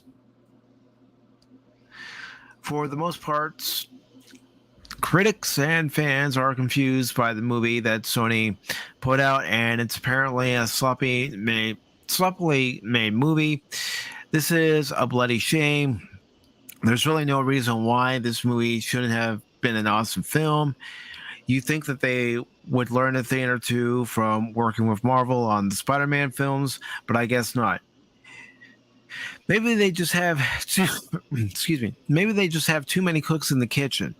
When it comes to Marvel, Kevin Feige runs it all, and he is the be-all, end-all of what happens in his films. while Sony has several different executives throwing their ideas into the movie. Whatever Sony is doing, it's not working. And heaven forbid they stop working with Marvel on the Spider-Man films. Anyways, check out the first initial reactions for Morbius below and let us know what you think. And I'm going to read some of the reactions, but I'm not going to read them all. If you'd like to read them all, I will provide the link to this article, and this way you all can read it. And I also want to say hello to Courtney. Welcome. Welcome. So, his first reaction to Morbius is, well, Morbius is about as bad as you were expecting. A 2005 plot collides with visually confusing CGI to create a bit of a snooze fest. But don't worry, they've saved the worst for last, featuring some of the worst post-credit scenes you've ever seen. Sony are off to a rocker. This next one by Nicole Austin says, well, Morbius is unfortunately not great. Some really shoddy VFX and 2000s formulaic plot, and definitely not as fun as Venom. Really confused at the future of the Sony Spider-Verse following the post-credit scenes and the editing. Matt Smith is clearly having a blast, though. And this next one, Escape Film Club said, Morbius proves that no matter how many famous faces or shiny visuals you squeeze in, Sony will always find a way to impressively misunderstand basic storytelling. Yep. And Moon Knight of Ren Geekness said, in Morbius, Matt Smith gloriously hams up the place, and Oliver Wood delivers some visual flair to the action sequences. Aside from that, the bad plotting and messy CGI, confusing editing, and worse sound mix result in absolute incoherence. But the post-credits managed to outdo it all. Ooh, that's not good at all. And they also went on to say Leto is good despite his more wacky antics. As a person, he is as committed performer that actually suits the role quite well. And that's all the ones I'm going to read. So just based on those few reviews and reactions, Morbius doesn't sound like it's all it's cracked up to be. He should have stayed in his coffin. And honestly, I was kind of curious about the movie at first when I saw the trailer, but it's not one of those movies I have to rush out and see. I might wait for it to come to Redbox and rent it from there. And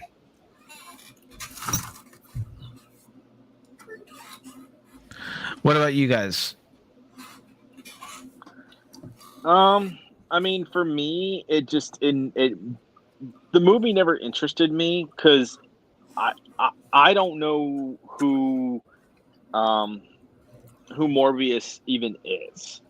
Like right. He's one of those characters that unless you follow the Spider-Man verse very closely enough and you know all the villains and the anti-heroes and all that stuff, you're not going to know who Morbius is. So I feel like by introducing Morbius, they had a chance of really expanding upon Spider-Man, because we've already seen, like, we've seen Goblin, we've seen Mysterio, we've seen some of the Electro and whatnot, and Morbius I feel like could have been another one in that thing, but I feel like he's a character that because the problem is in this movie they try and make him go where he's like, oh, I'm fighting this urge in me to just want to kill everything and whatnot, and it's like, what if you had him like as like a bad guy in this movie who ends up becoming a like an anti-hero kind of character rather than just ending up being good at the end, kind of thing.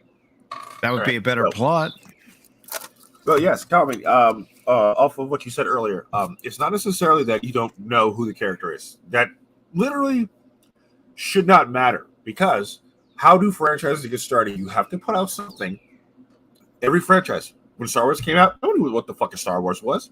When Star Trek first came out, no one knew what the fuck a Star Trek was. So the fact that no one knows who Morbius is shouldn't really play a factor in your how do I put this, analysis of the movie, because if it's a good movie, it won't matter. Word of mouth will then catch on. Everyone will say, "Oh my god, have you heard of this? No, you need to watch this." Okay, so the fact it is like Marvel again. I tell you, excuses. Again, oh no, this movie sucked because why? Superhero exhaustion. Bullshit. Or two, oh, no one knew who the character was. If this was a good movie with a good character, with a good writing, it would blow up. Okay? You can't argue that. It would blow up because it was, look, even Hancock was good. Hancock, they made it up. They didn't follow through, but Hancock could have started an entire franchise because that movie was actually good. So these excuses people use for failure is irritating to me. That's why I don't like to focus on it. I'm like, you lazy writing, or that usually is it. Lazy writing, 9 out of 10 times the reason why something fails. Or you're watching it and it's just not a good movie.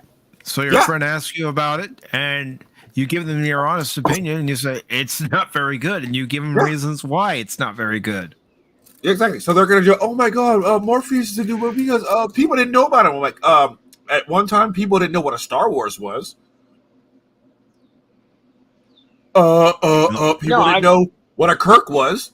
So no, the fact that they're picking up, I can pick it up. You can pick an obscure character that no one knows in Marvel, and you can make a movie. And if that shit is good, it will explode. Hands down. No, it doesn't matter. How do franchises always start from nothing? Every character, every movie, every idea has to have a start.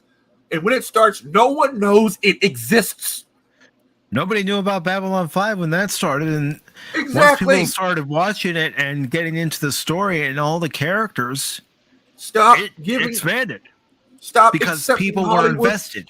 Stop accepting Hollywood's excuse. Oh no, this didn't fail because Shang-Chi did not fail because no one knew who he was.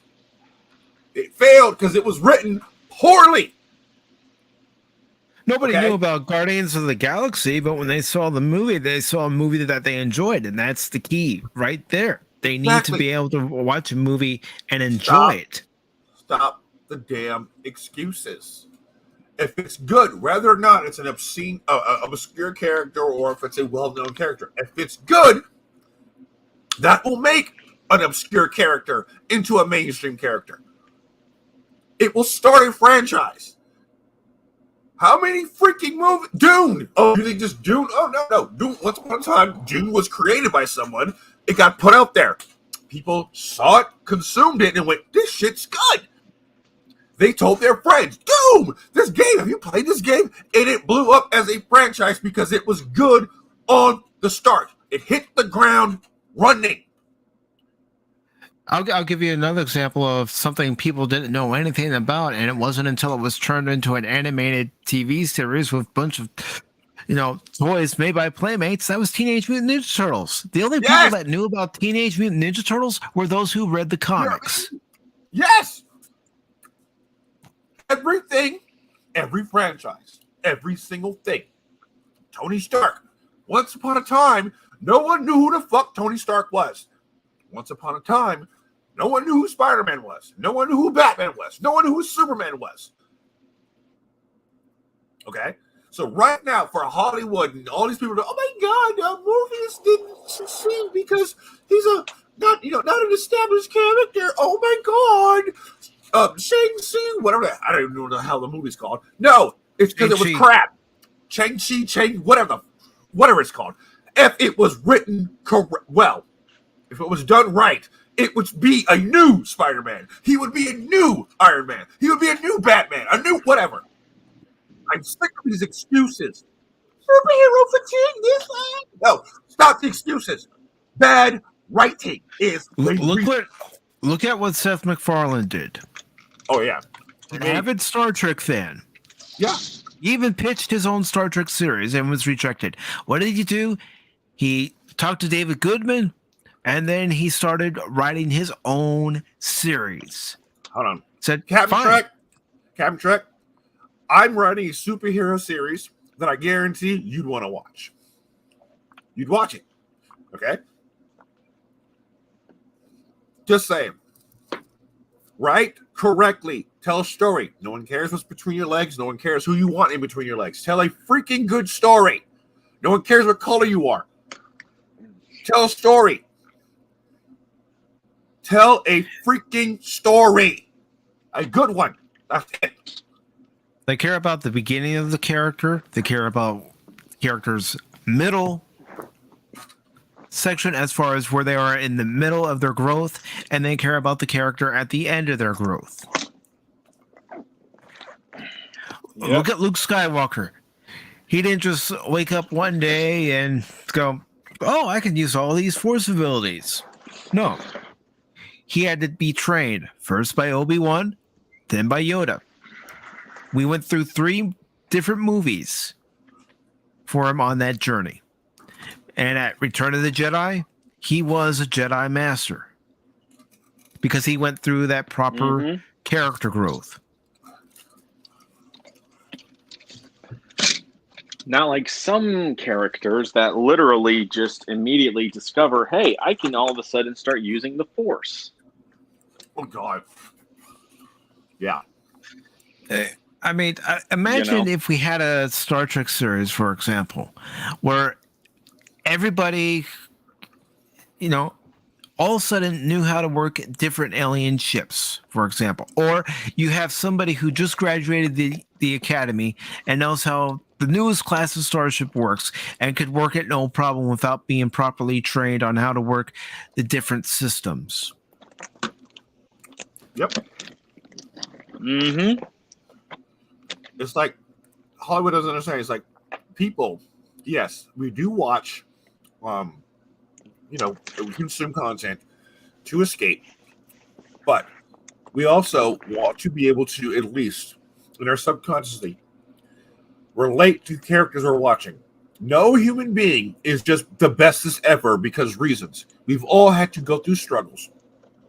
We want to see someone come from nothing and build their way up. That is what makes you tingle. Like, man, yeah, you know what? That gives you, I should keep trying. When you see a person, they're just good because no reasons, no effort. That's unrealistic. It pisses you off. Like, oh, you're just good because why? Why? How? How are you just woke up and you know how to do this? So yes, it irritates the hell out of people. And Hollywood just does not get this. No matter how many times people tell them, they don't get this. That's why Luke Skywalker, a cowardly moisture farmer, becomes the GOAT. Well, I wouldn't say he was cowardly. Remember, he wanted to go to the academy. He wanted to fight, but his uncle needed him for farming for another season. Yeah, he was kind of whiny and bitchy at first, and then he grew into a man. And that's what needs to happen with good storytelling. One of the things that aggravated me about the 2009 Star Trek movie was the fact that you have Kirk taking command when Spock is not only the ranking officer on board the Enterprise, but he's also the more experienced officer on the Enterprise. He should have been captain of the Enterprise, according to J.J. Abrams. Yet you have Kirk, and he was actually supposed to be there. Chair. Kirk wasn't even supposed to be there. It's like, no, oh God, no, I'm not gonna. Nope, that rant. That's gonna be a long rant. No, go. All right, so shifting gears, I have this article from Bounded into Comics, and it says Amazon appears to have mass deleted over 22,000 comments from the Lord of the Rings of Power trailer. Wonder why. They didn't like what they were reading.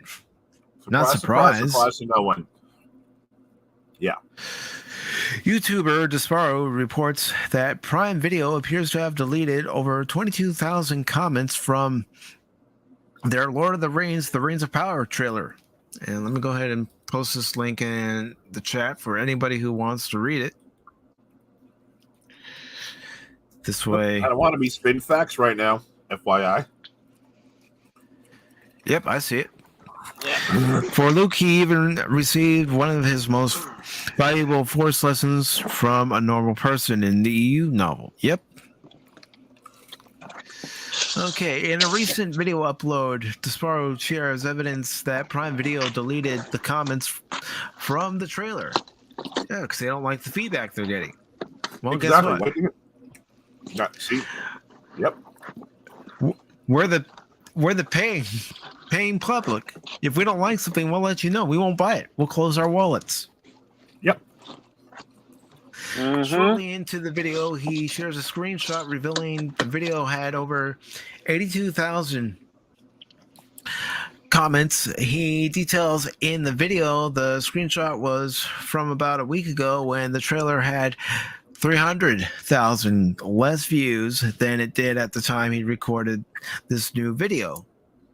Damn. He then shares a look at what the total comments look like as his recording the video. It's no longer above 82,000. Instead, the total comments now sit at 59,986. Okay, so it says, as of this writing, the total comments are 60,791. So see, they're afraid. They're afraid of bad press. Yep. Desparo notes that while the difference between 82,604 and 59,986 is... What up? I'm Chibo Carey. Trust your instincts and be willing to try stuff. There's still things I don't know about Photoshop, but that's exactly what's great about it. There's always something new to discover. All right. So, 82,000. What there up? Goes again. I'm Chibo Carey. Trust your instincts and be willing to try stuff. There's still things I don't know about Photoshop, but that's exactly what's great about it. I've said it before, There's and I'll say it again. Something new to discover. I can't stand the ads. I don't blame you. Right. Up. Come on, shut up. Anyways, it goes on to say that the difference between 82,604 and 59,986 is above 22,000. It's highly likely that Prime Video deleted even more comments than that. He explains new comments also came in, so we've lost 22,000 plus and an entire week's worth of comments. Goes on to say, Desparo goes on to speculate that Prime Video specifically targeted comments paraphrasing a line that Frodo tells Sam in The Lord of the Rings, The Return of the King. Frodo says, the shadow that bred them can only mock. It cannot make not real new things of its own. I don't think it gave life to the orcs. It only ruined them and twisted them. And if they are to live at all, they have to live like other living creatures. Numerous individuals would respond to the trailer. Evil is not able to create anything new. It can only distort and destroy what has been invented or made by the forces of good. This line would not just be seen in English, but dozens of languages. While showing comments such as those seen above, Desparo speculated, as you can see on the previous video, if I scroll through all the comments, are uniformed and they all look very similar because they're all sending the same message. It's all repeating the same thing. Yeah, copy, paste, copy, paste, copy, paste. The strength of that message was that everyone was unified, using the same voice to say the same message, and there was nothing for them to grasp onto. That was a solid, clear wall which all their normal attacks and just accusing people of ist and phobes and everything. None of them had anything to grasp onto because it was a comment more about the production itself, and all the journalists which tried to attack those people failed, he continued. It wasn't a good look for them, and their narrative fell apart, which is why all of them have been deleted, he asserts, while scrolling through the comment section of the trailer. Later in the video, opines that this mass deletion of comments was done insidiously. Wonder if they drank root beer. Because remember, it's insidious, just like the Federation. Like the Federation. Sorry, it's just a joke.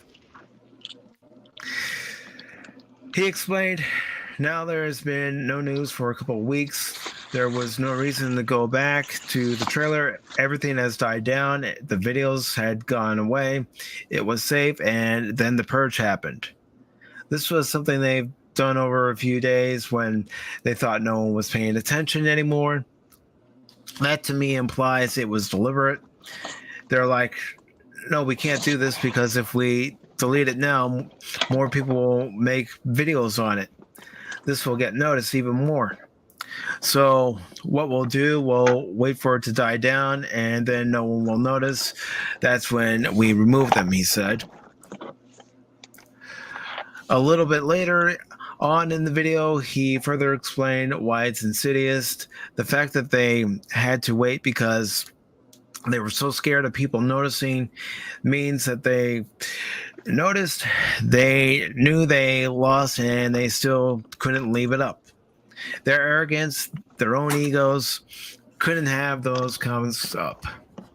So basically, again, they don't like what was being said. They don't like the fact that fans were critical, and they chose to delete many comments because it doesn't agree with their agenda, which is wrong. Pacific. Which is wrong. Pacific, I got to ask you. That's how the entertainment business is. So, Lol, do you see how what you literally just said reinforces what I said earlier about companies copyright striking certain individuals and not others? See how it ties together? How the facts link up? This world.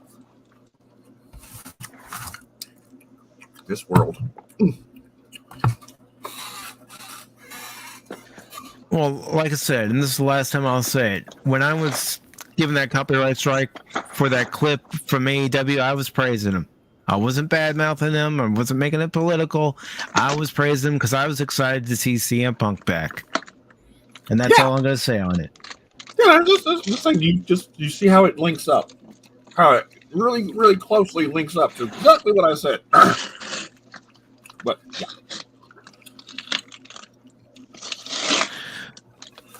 All right, so this next article from Bounding into Comics says Tom Cruise and Paramount Pictures reportedly warring over Mission Impossible. Cruise has lawyered up. Oh, what? I don't know about what happened. What happened? Let me read the story. This was posted on the 24th, and it's by Jacob Smith. It says Tom Cruise has not been a happy camper during the production stage of the latest Mission Impossible film, but neither has Paramount Pictures. No, there's that one audio clip where you hear him yelling at a few of the production people because some of them weren't wearing masks. Oh, yeah, I remember that. Mm-hmm. Paramount Pictures seems to be having a very rough go of producing the latest Mission Impossible 7. And insiders within the business are pointing their fingers at its box office draw, Tom Cruise. In the face of internal fears that the studio could lose big on its upcoming Mission Impossible movie, Paramount made a decision regarding the film that has the actor and producer question his legal options. In a report by The Hollywood Reporter, actor Tom Cruise has reportedly sought legal advice over Paramount's internal decision to give Mission Impossible 7 a 45-day theatrical window, which is far shorter than Cruise's usual 3-month run. Following the 45-day run in the theaters, it will begin streaming on Paramount Plus. The move to rush the film to Paramount's streaming service, Paramount Plus, could cost the actor hundreds of millions of dollars as part of his deal to act and produce in the next 2 Mission Impossible movies. This is one of the latest $1 gross actors in Hollywood, and box office receipts are vital to his compensation. He is reportedly balking at the idea of a resolution with Paramount until much of Mission Impossible 8 is completed. The actor, who has creative control over the next 2 Mission Impossible movies, and the studio are reportedly far from settling the issue. Well, anytime it has something to do with money, that's always going to play a part, and it might lead to a messy divorce. That's just my opinion and my speculation. Similar situations saw actress Scarlett Johansson sue the Walt Disney Company over their decision to have Black Widow debut in both theaters and on Disney Plus simultaneously during the height of last year's COVID lockdowns.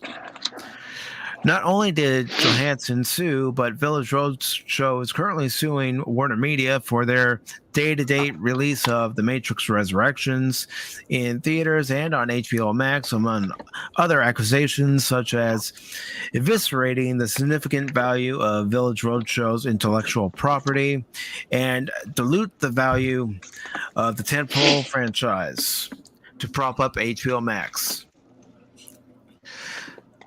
And it goes on to say Mission Impossible 7 has suffered a series of behind-the-scenes issues over the last 2 years that has continued to push back the final product from release. Damn. Originally slated for a release date of January 23rd, 2021, the film has been delayed 4 times as of this writing, and it now hopes to be released on July 14th, 2023, without any further setbacks. In fact, The Hollywood Reporter claims Mission Impossible 7 isn't finished yet. The pushbacks were caused by a mountain of delays that has dealt Tom Cruise an added level of stress of trying to finish the film with COVID protocol guidelines. Filming has been shut down on several occasions, starting in Venice back on February 24th, 2020, due to an abundance of caution of a possible outbreak. Problems only persisted when production moved to Rome in March of 2020 as the Italian government locked down the country as they were one of the worst hit nations during the initial outbreak. Cast and crew then resumed work in July 2020 after British authorities gave them special dispensation to skip a mandatory 14-day quarantine. However, director Christopher McQuarrie was hospitalized with COVID in London, causing even more costly delays. The months that followed involved another shutdown in filming in October 2020 after a dozen people on set tested positive for the coronavirus before a final shutdown when the production moved to Venice due to another outbreak. And Mike, I just want to say, just quick, YouTube, we are just covering this article. We are not actually talking about COVID or anything regarding it. We are literally just talking about this article, and this is from the article. Okay, so yes. YouTube, be nice. Is also idiotic. Go ahead. Yeah, but we have to do it. We have to do it. Yeah. Oh, I know. I'm not. This is no diss towards either of you. Just the fact that this has to be done is pathetic. I am not a medical professional. I am not a medical practitioner. I am just reading what is said in the article. If you don't believe it, YouTube, the article has already been posted onto the link. You can even find it in the description down below and read it for yourselves. The stress of this interruption led to a viral incident in December 2020 where audio of crews berating the film crew on set for violating social distancing rules. Editors of the film were accused of being within 6 feet of each other while doing their jobs, which was in violation of the on-set rules. Crews then gathered about 50 crew members and told them that no one's being given any more chances, and any further violations of social distancing rules means you're effing gone. Yep, I remember that rant. Yep, same here. Oh, I remember it too. If I see you do it again, you're effing gone. And if anyone in this crew does it, that's it. And you too, and you too, and you. Don't you ever effing do it again, an angry crew stated. They're back there in Hollywood making movies right now because of us. We're creating thousands of jobs, you MFers. That's it. No apologies. You can tell to the people that are losing their effing homes because our industry is shutting down. We are not shutting this effing moving down. Is it understood? If I see it again, you're effing gone. Paramount Pictures has had their own issue with production, with many taking exception to Cruise's out-of-control spending, which has executives worried about whether they will see a return on their investment. Holy crap. Mission Impossible. Go ahead. No, I'm reading with you. I'm just, holy crap. Mission Impossible 7, which still hasn't finished, reportedly has a breathtaking $290 million production budget. That's why I with said holy tax crap. Incentives. Damn, that's a lot for that's too much for a movie. Come on. Holy crap. I agree. That budget is before a marketing budget has been established, which is likely to double the cost. So they double the cost. So we're looking at 500, possibly 600 million. Yep. It's got to split $1 billion.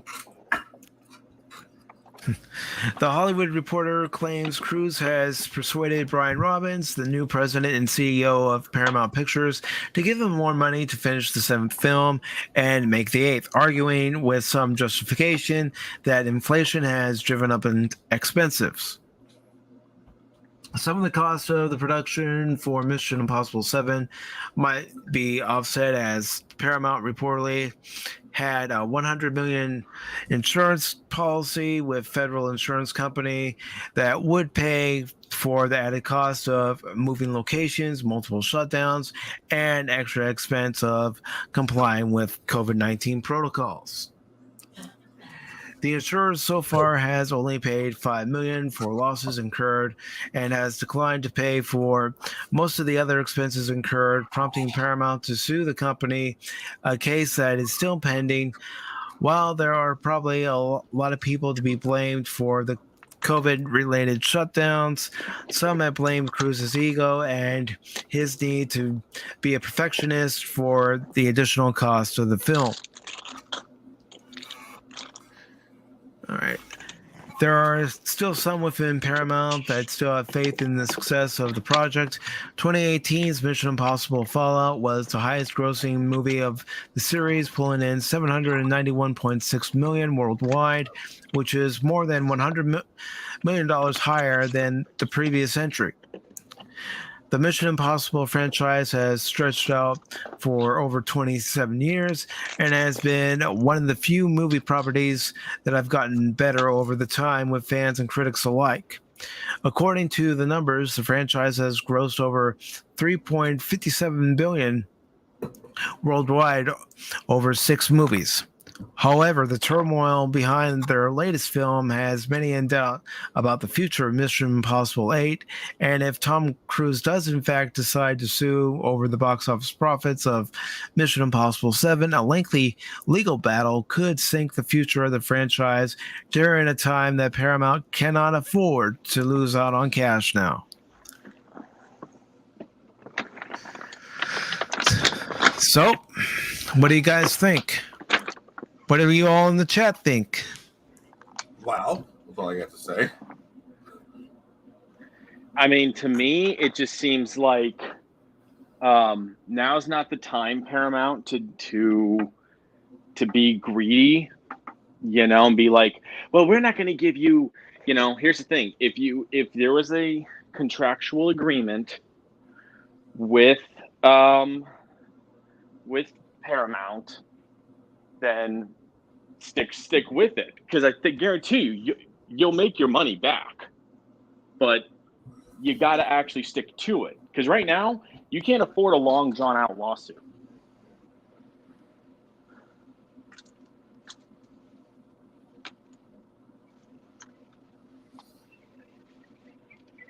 Oh, Hi. hello. Thank Thank you. Thank you.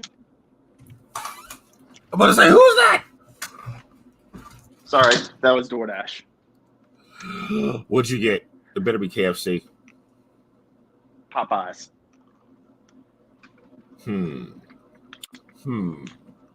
Okay, I can't be mad.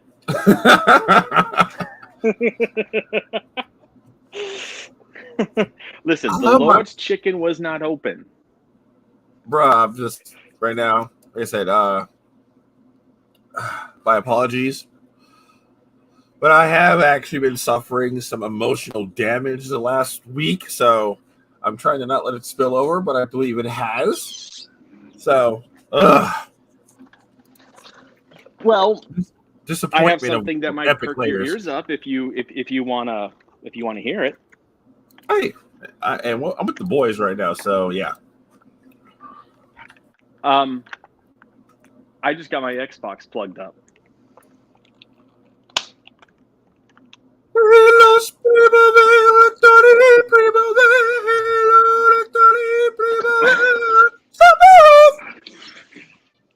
So if you were hearing like noises and whatnot, that was me digging through boxes.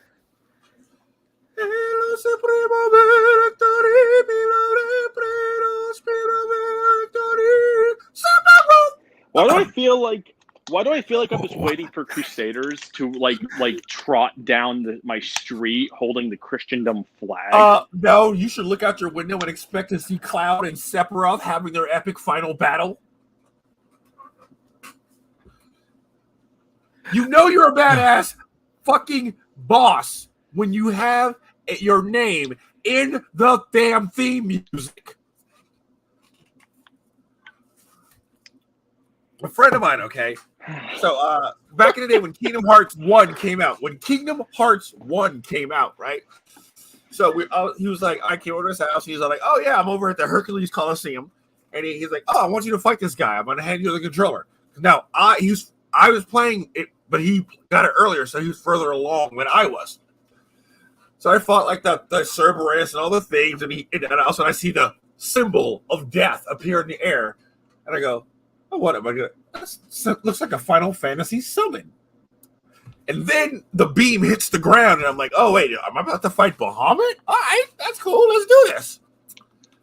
Then I see the one wing come up out of here. Doom, doom, doom, doom. I was like, ah! Ah! Okay. I literally screamed like a little girl and threw the controller. That is how much psychological damage that Sephiroth did to me back in the 90s when Final Fantasy VII first came out. Okay. The only other bad guy in history to do that is, what's his name from Xenogears.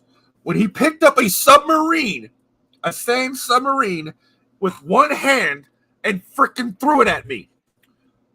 That's the end boss? I do not want to fight that. Please, no.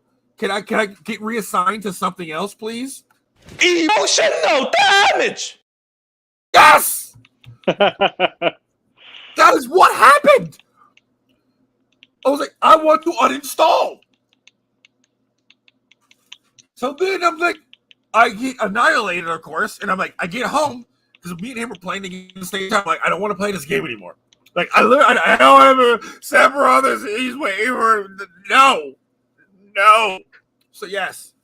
Oh God, dude, that really broke me. Okay. That freaking broke me. Well, you know, it may have broke you, but you should have just looked at it like this. To be the man, you gotta beat the man, and I'm saying, woo, right here, I'm the man. Oh, I did. I ended up going back and beating him, but just like the initial moment, I was like, ah! Oh my God, it's him, Mama, I'm coming out, Mommy. Okay, yes, okay, I did it. I beat him in 1 and 2. But the initial, holy God, I'm gonna die, baby Jesus, ow, ah. That's it, man. Game over, man. It's game over. Yeah, I'm looking around, the city's destroyed, it's like, that's it, bro? Is that him? Yeah, that's him. Okay, go fight him. But you want me to do what now? Can I think about this? No, go fight him. Go.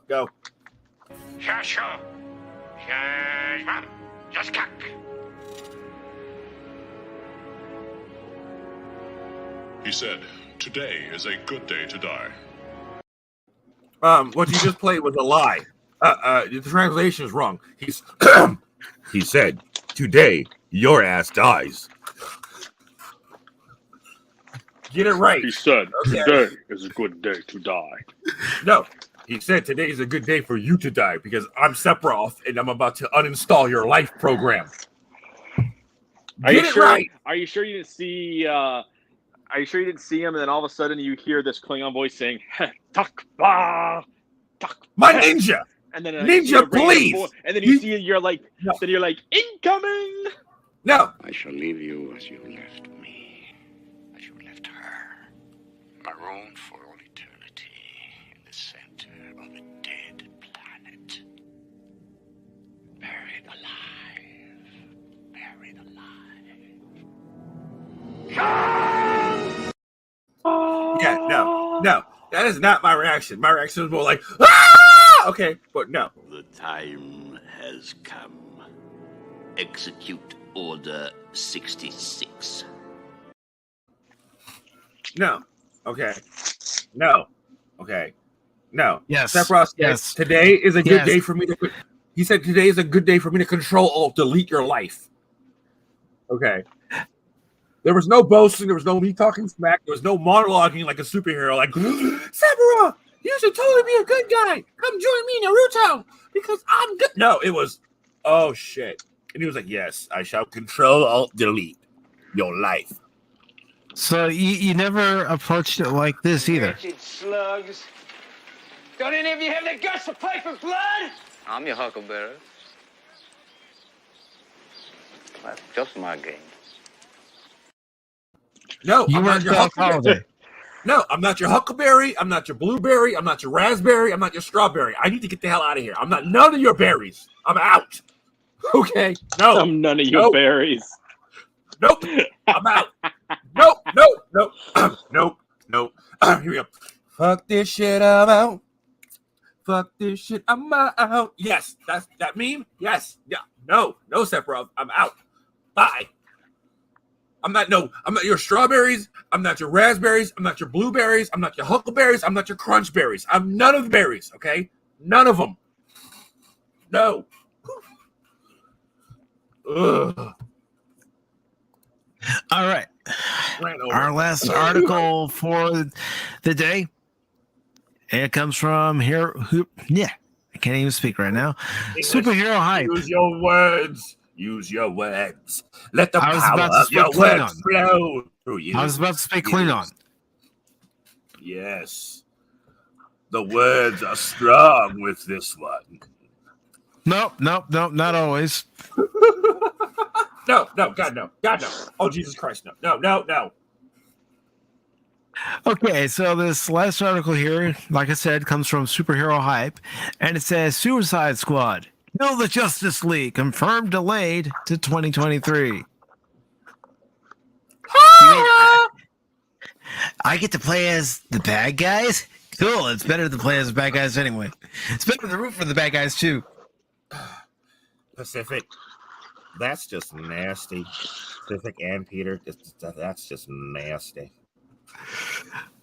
All right, so this article is by Luke Thompson. It was posted on Wednesday, and it says it's official. Task Force X will have to wait a little longer to go under your control. A Bloomberg report last month gave us the heads up that Suicide Squad Kill the Justice League game would likely bump to next year. Today, game director and Rocksteady co-founder Stephen Hill confirmed it via Twitter. And here's the tweet. It says, "We've made the difficult decision to delay Suicide Squad Kill the Justice League to spring 2023.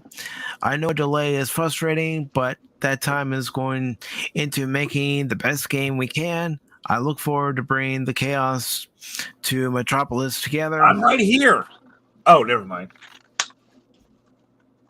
Industry-wide pandemic-related delays look like the most probable culprit here, or we could just blame Starro. Suicide Squad Kill the Justice League takes place in the same universe as the Batman Arkham games. This time, however, the setting moves to Superman's home turf, Metropolis.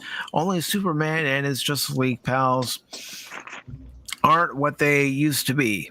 Controlled by Brainiac, the heroes now present an imminent threat to humanity, and only the ragtag team of Harley Quinn, Deadshot, Captain Boomerang, and King Shark can take them out. Well, I'm playing as King Shark. I'm just saying. So, what do you make of the delay? Deadshot. Expected, necessary? Let us know in the comments. I'd only heard about this the other day, so that's why I posted this article. And let's go ahead and watch this here. Unfortunately, there is no sound to it. But you can see that they made a quick advertisement and changed the delay. I don't know. It might be a fun game. It might not be a fun game. It might be, one of those games you pick up once and never pick up again. I mean, I don't know. I don't know if I would pick this up. I would have to see some gameplay footage of it. Let me see if I can even find some gameplay footage of it and try to get a better idea for it. I mean, I've played the Arkham games. Those were pretty good. I still prefer the first two over the last one, but that's just me. So I mean, it sounds interesting at least. So. Mm-hmm.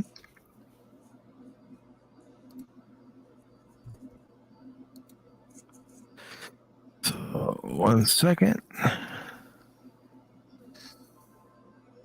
See if I can find an official trailer for it. Okay. Got one here. Let me just load it up. And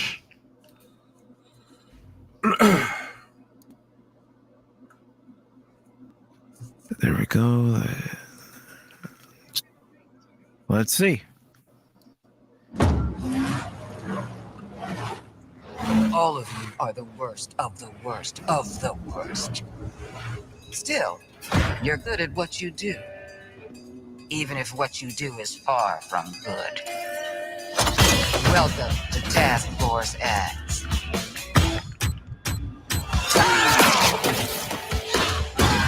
Let me take a look at you. A musclehead.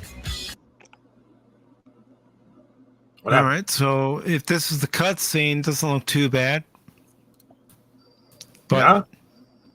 Oh, shit. A nut job. Something that offends my eyes.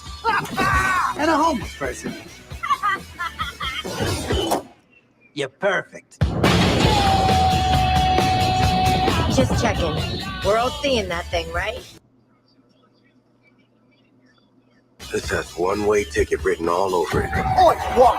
What the hell have you sent us into? It's a bloody war zone out here. Eyes up, people. Congratulations, Task Force X. You're the first assets to make it into Metropolis alive. I was just about to do that.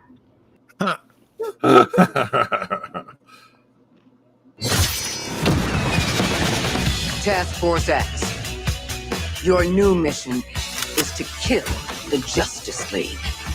I will saw you were wrong.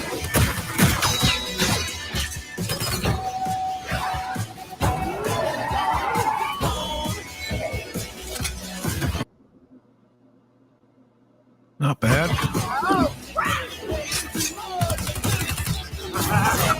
Raise your hand if taking on the Justice League is the worst idea you've ever heard. I kind of zoned out.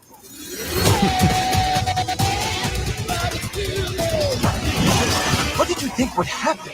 You Not bad. Crawl out of your cells, swoop in, save the day. Which superheroes did you say you were again? Remember, your heads are ticking.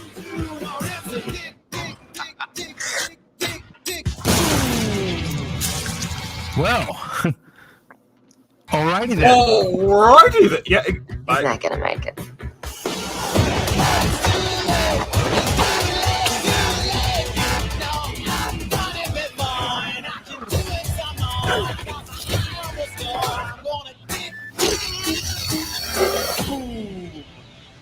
Waller, the penguin is in flight. Repeat, the penguin is in flight. Then let's clip his wings. Oh my god, he's gotten up! Hitting him again.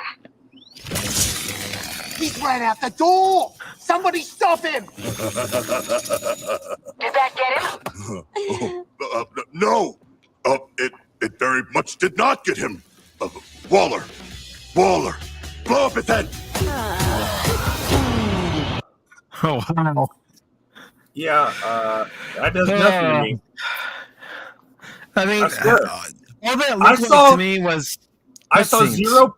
I saw 100% gameplay, so I'm not even moved in a millimeter. Gameplay? No.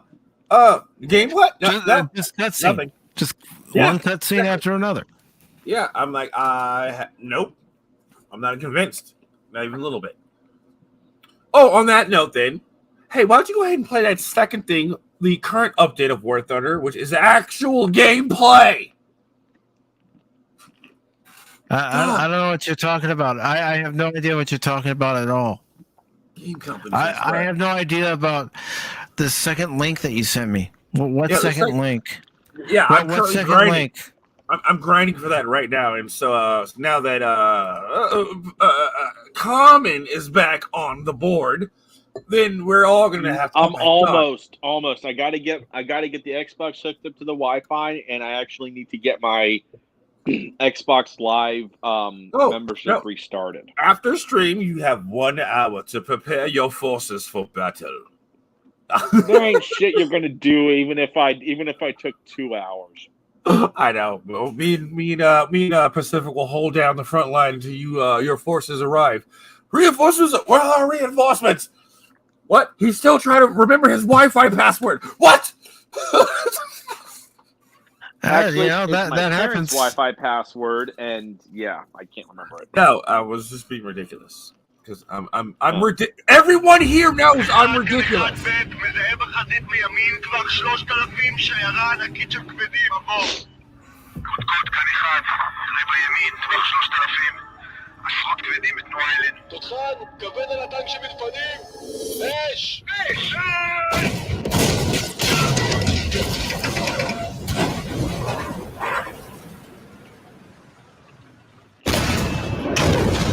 הם משיבים אש, סע אחורה! תחנות אחד, כאן אחד, לא 5 פגזים על כל טנק, אל תבזבזו! כאן קודקוד, אתם חייבים לעצור את העוינים לפני שהם יגיעו לרכס. אין עוד כוחות חברותיים באזורכם. החזיקו בעמדתכם בכל מחיר. אבוס, כאן אולר. כבדים עוינים זוהו באזור הפעולה. המשימה שלכם היא לחתור למגע עם האויב ולהחזיק שליטה בשטח המטרה. ושהשם ישמור עליכם.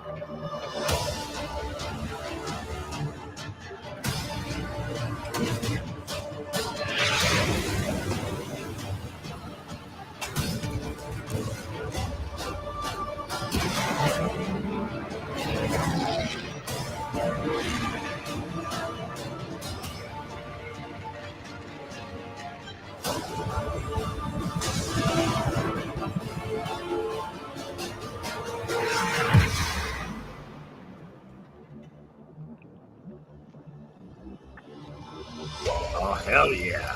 Hell yeah!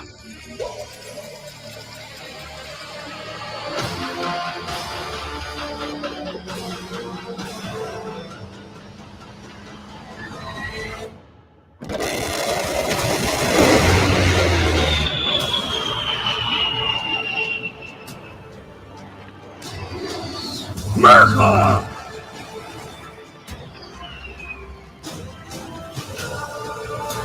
Your fighter Thompson wants you. We need immediate air support. Take it to the bridge. 4, 3, 2, 1. Bye.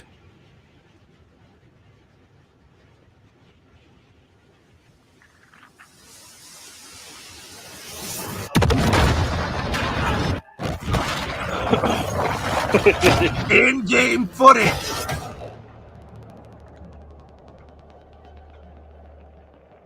Hurry up, comment. I need to get you upgraded, both of you. Hey, okay, I still have to What? get through. I still have. You to haven't get even through got to Korea and yet. Vietnam, okay. That's what I'm saying. Like, I have to get to Korea, and then I still have to get to Vietnam, and I have to get through them. Yes. The amount of grinding.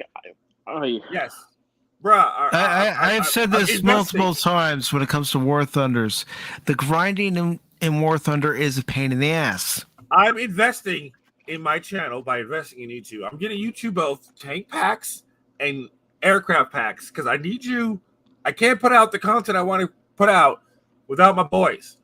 Because flying War Thunder solo does not make great content. Okay, I stream it because the content is good because I'm a ridiculous person, but actual cool shit to see on screen, I'm gonna need my boys. So, in order for me to play as aircraft, I have to play with a PC. I have to play with a keyboard and mouse, which means for my Xbox, that means I have to get a Bluetooth one because I'm not running cables all over my.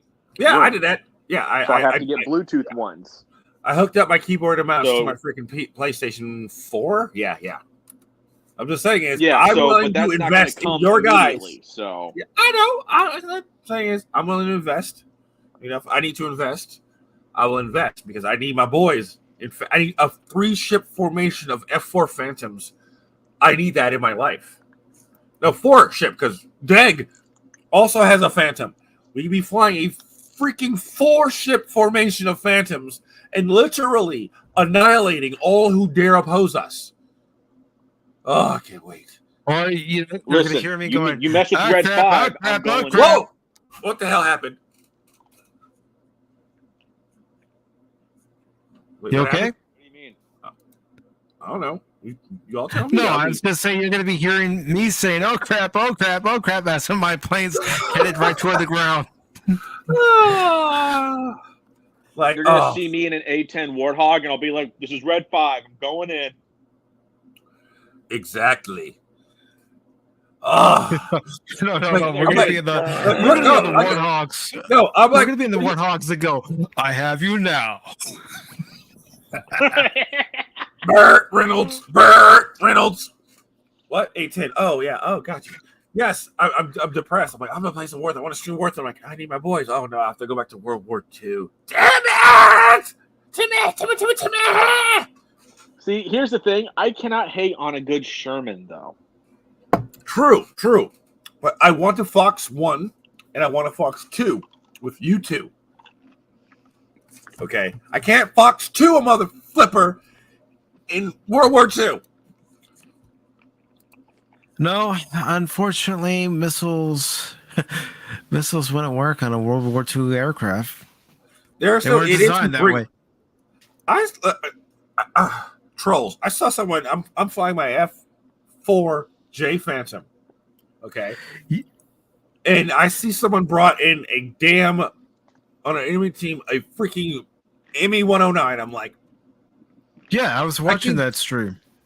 I can kill you before you even know I'm looking at you. Why? But whatever.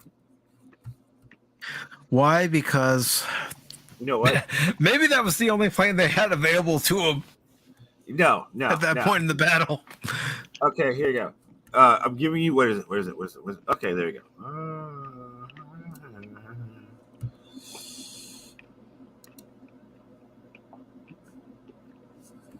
All right. So I'm gonna go ahead and share in case you guys care, and I'm gonna go do my thing. I have to shoot people with Fox 1s.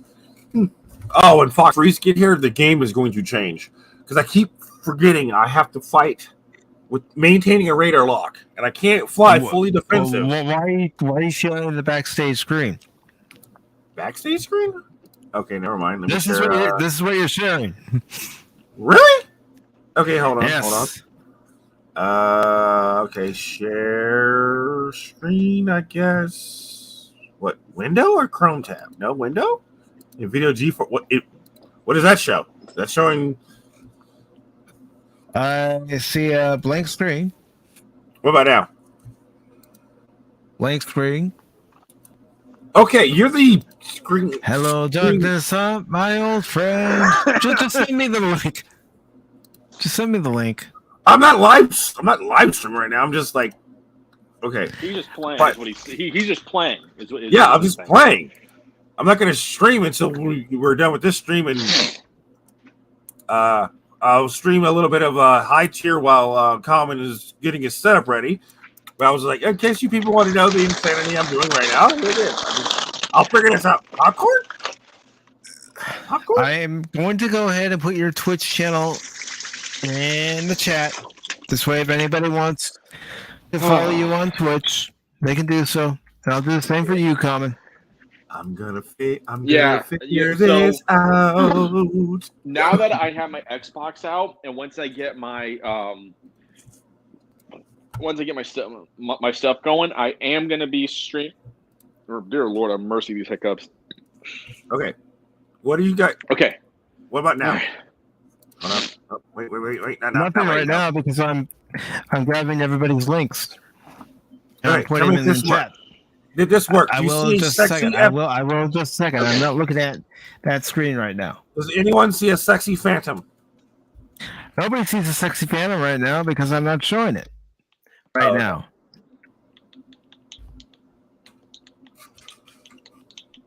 Let's get everybody's links. Showing off my sexy Phantom. Okay, I'm gonna joust people. I'm really gonna joust people.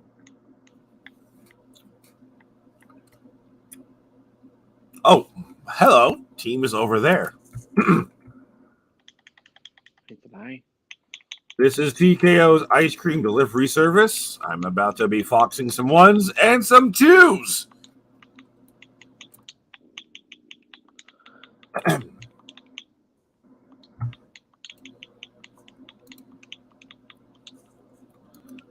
I just love the smell of high explosives in the morning. All right, there's Common's Twitch link for anybody who wants to give him a follow. And now let's see what's going on here with Chaos. He's in his Phantom. Oh, you could, yeah.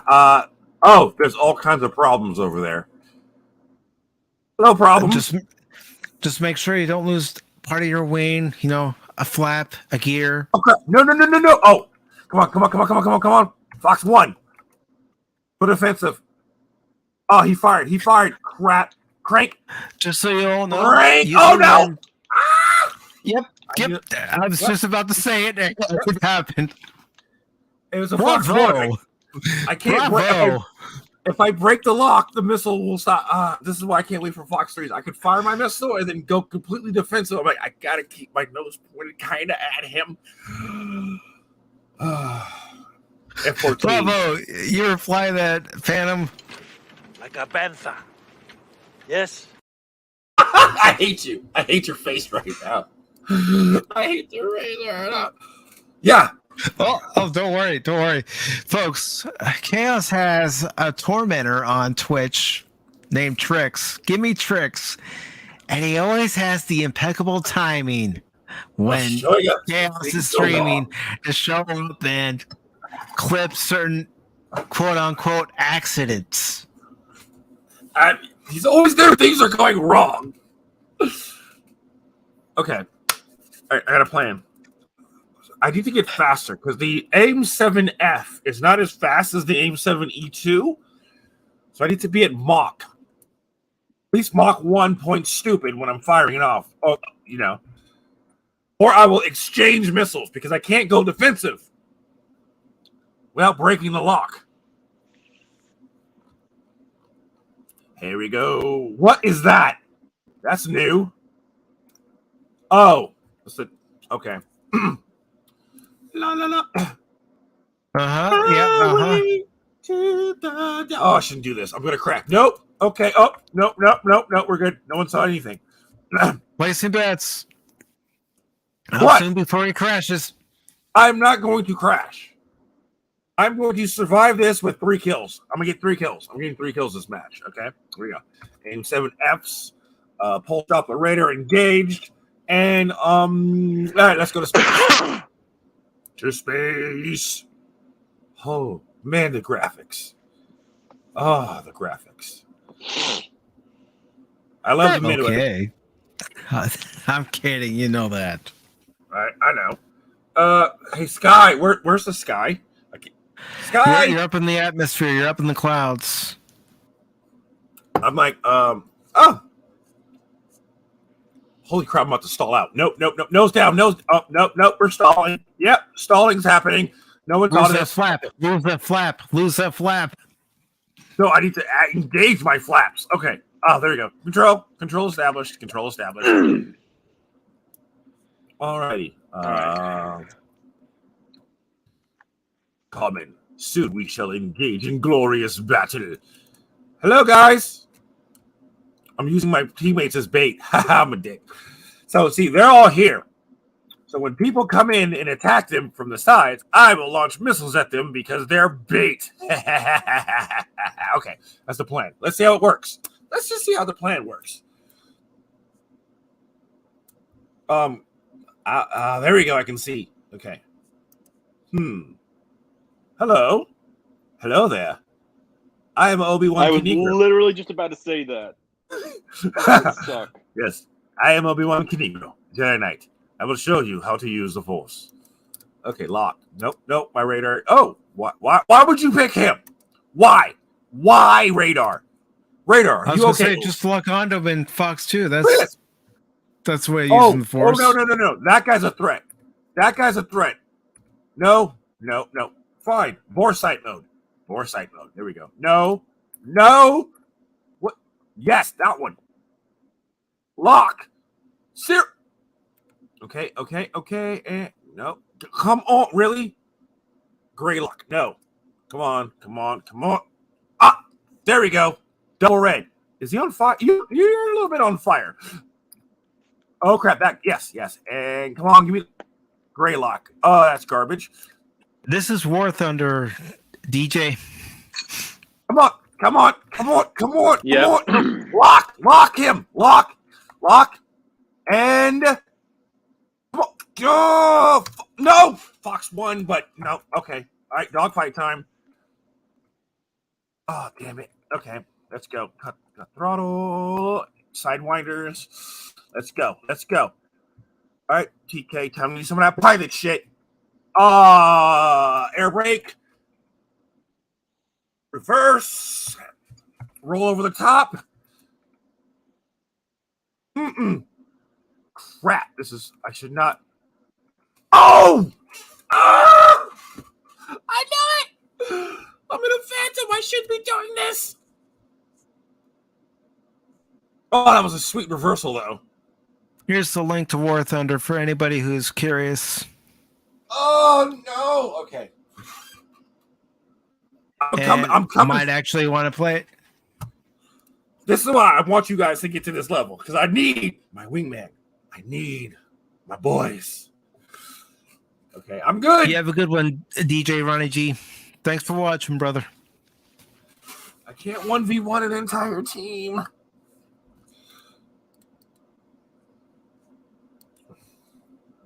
Oh God, that hurt my soul. All right, we're gonna watch this last match, and then I'm gonna call it a stream. Oh yeah, and then when he's done, we're gonna go spread some freedom. Oh man, I should have brought my dog fighting phantom then. Whatever, it's all good. One shall stand, one shall fall. Why throw away your life so recklessly? I'm resubscribed. I can't believe he did that. No, I'm done. All right. What's the plan for this map? We need a plan. See, I would like, okay, Pacific, you stay at 10,000 feet. You stay at 12,000 feet. I'm going to go up to 20,000 feet. And anyone who looks at us funny is going to have their life programs uninstalled. Well, why is it anytime we go by any sort of battle plan, it never works out as it's drawn up? It works. Oh, hello. You and I had a stream recently where it actually worked. Yes, it happens. Oh, hello. Oh God. Oh God. No. Oh no. Nothing to see. Bruh. Holy crap. What? What are you on a hunt? Nothing happened. Whew. Well, at least Jesus. Yes, go ahead and play it. Yes, go ahead and play it. Yes, that happened. I will send you to Jesus. Holy crap! I almost got sent to Jesus. Emotional damage. Yes, that is what he did to me. That bastard right there. Okay. So much for teammates.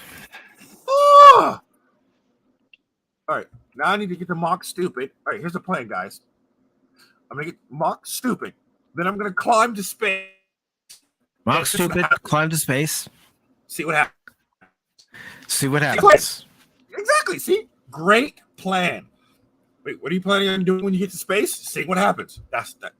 Okay. Yeah, good plan, right? Yeah, this is a good plan. Yeah, good plan.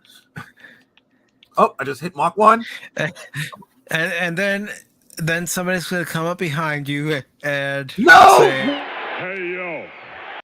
Oh, that is not happening. All right. I'm not. and then they're gonna blast you out of the sky. I'm hitting Mach stupid, so now it's time to go to space. Wings don't rip off. There we go. Good. Who the hell's locking me up? Oh, hello there. There's a party. I missed the direct connect into my router. Right now, I'm literally using my my iPhone as a wireless hub because Hey, buddy, you're on fire. Are you okay? You're not okay, obviously, because you're on fire. So, okay. Here we go. Oh, hello up there. Why are you way up there? You should not be up there. That makes me nervous. Oh man, I gotta get back to mock stupid. Come on, faster, mock 1. No, faster. Don't lock a friend. Why would you lock on a friend, Radar? Oh crap. Okay, so apparently there's a large update that's gonna Oh yeah, I told you. be done first. I already knew that. No. It's just my Xbox console because this console has not been on. It was a 30 gig. It was a 30 gig update for this patch. So yeah, just for my Xbox. Holy crap! I got 4.4 gig one. I'm going defensive. Hello. Hi. What's your name? iPhone, don't let me down. Would you? Oh God! I'm gonna rip my wings off. Yep. Air brakes. Deploy. Hi. Would you like some explosive ice cream? Stop shooting at my friends. I wish I could directly connect to the router. That would be beautiful. Hi. You shooting at my friends? You don't shoot at my friends. Come on. Lock him up. Which one's the bad guy? Up. Well,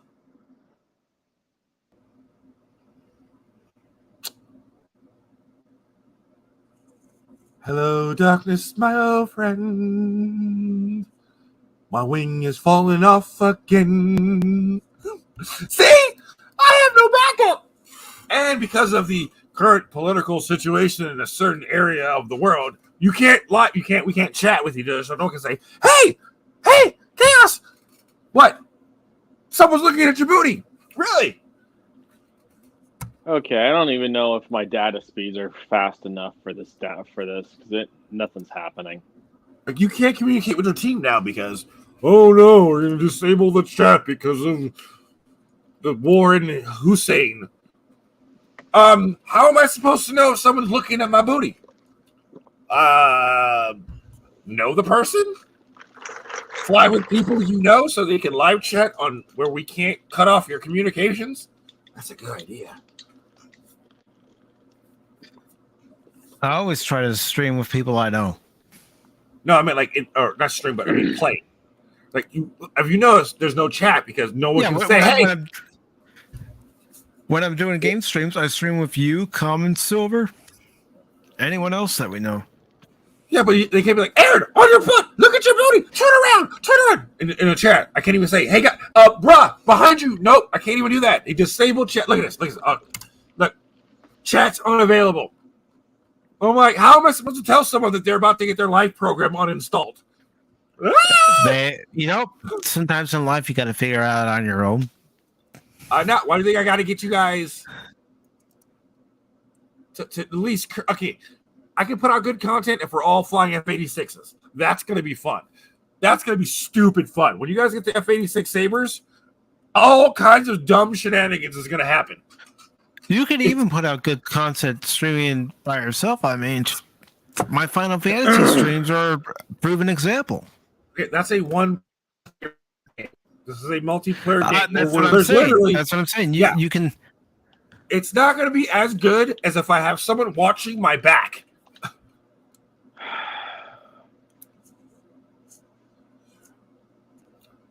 Okay, you're going to see me streaming a hell of a lot more when you guys get to at least Korea. I'm going to be like, we're streaming.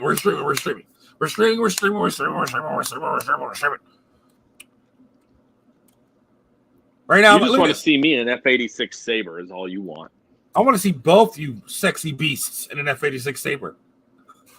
Because F-86 Sabre is such a it's a sexy beast. Beautiful. It is. Oh, it gives good plane. Yes, it does. All right, I think on that note, I'm going to go ahead and wrap it up. And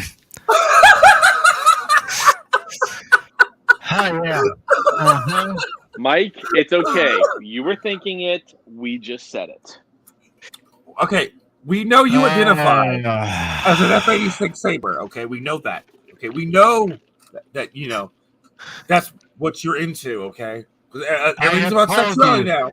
Time and time again. If I identify as anything, it's Glory this. to you and your house.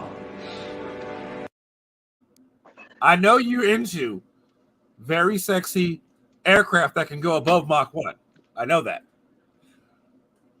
God, I'm stupid. No. Yes. On that note, folks. On that note, folks. I want to thank DJ Ronnie G for stopping by. I also want to thank Resolute Germ for stopping by. I also want to give thanks to GMC, Games, Movies, and Comics for stopping by. And I also want to thank Black Dragon for stopping by. Also, the Padawannabe, thank you for stopping by. Captain Trek, thank you for stopping by, brother. I want to thank Courtney for stopping by. I want to thank Gap Stargate for stopping by. Box 1. Astro 93 for stopping by. Come on. Oh, barely. Okay. Holy crap. All right. Yeah. Scrolling up. I need my wingman. I need you too. Boys. Of course, DDOD, thank you for being on the panel. Smoking Patriot, thank you for being on the panel. Thanks for having me. This is going wrong. I'm bleeding too much energy. Come on. Lock up, baby. Lock up. No, not on my friend. Do not lock my friend. Come on. Fox I also want to thank Killy Chow for stopping by. Oh. And I want to thank everybody who stopped by during the live stream, gave it a like, gave it a watch. And I want to thank all of you who watch it on the replay. Thank you so very much. Hope you all have a good rest of your Sunday evening. And until next time, this has been Mike for Pacific414 Pop Talk. Take care of yourselves. And real quick, one last thing. Anything you guys want to promote? I want to promote me staying alive right now. Okay, that's gonna happen because we're winning. Hey guys. We'll, like I said, the three of us will probably be streaming later on today, and prepare for. Oh, that's one. Oh crap! God, holy crap! That was close. Holy crap! Okay. That's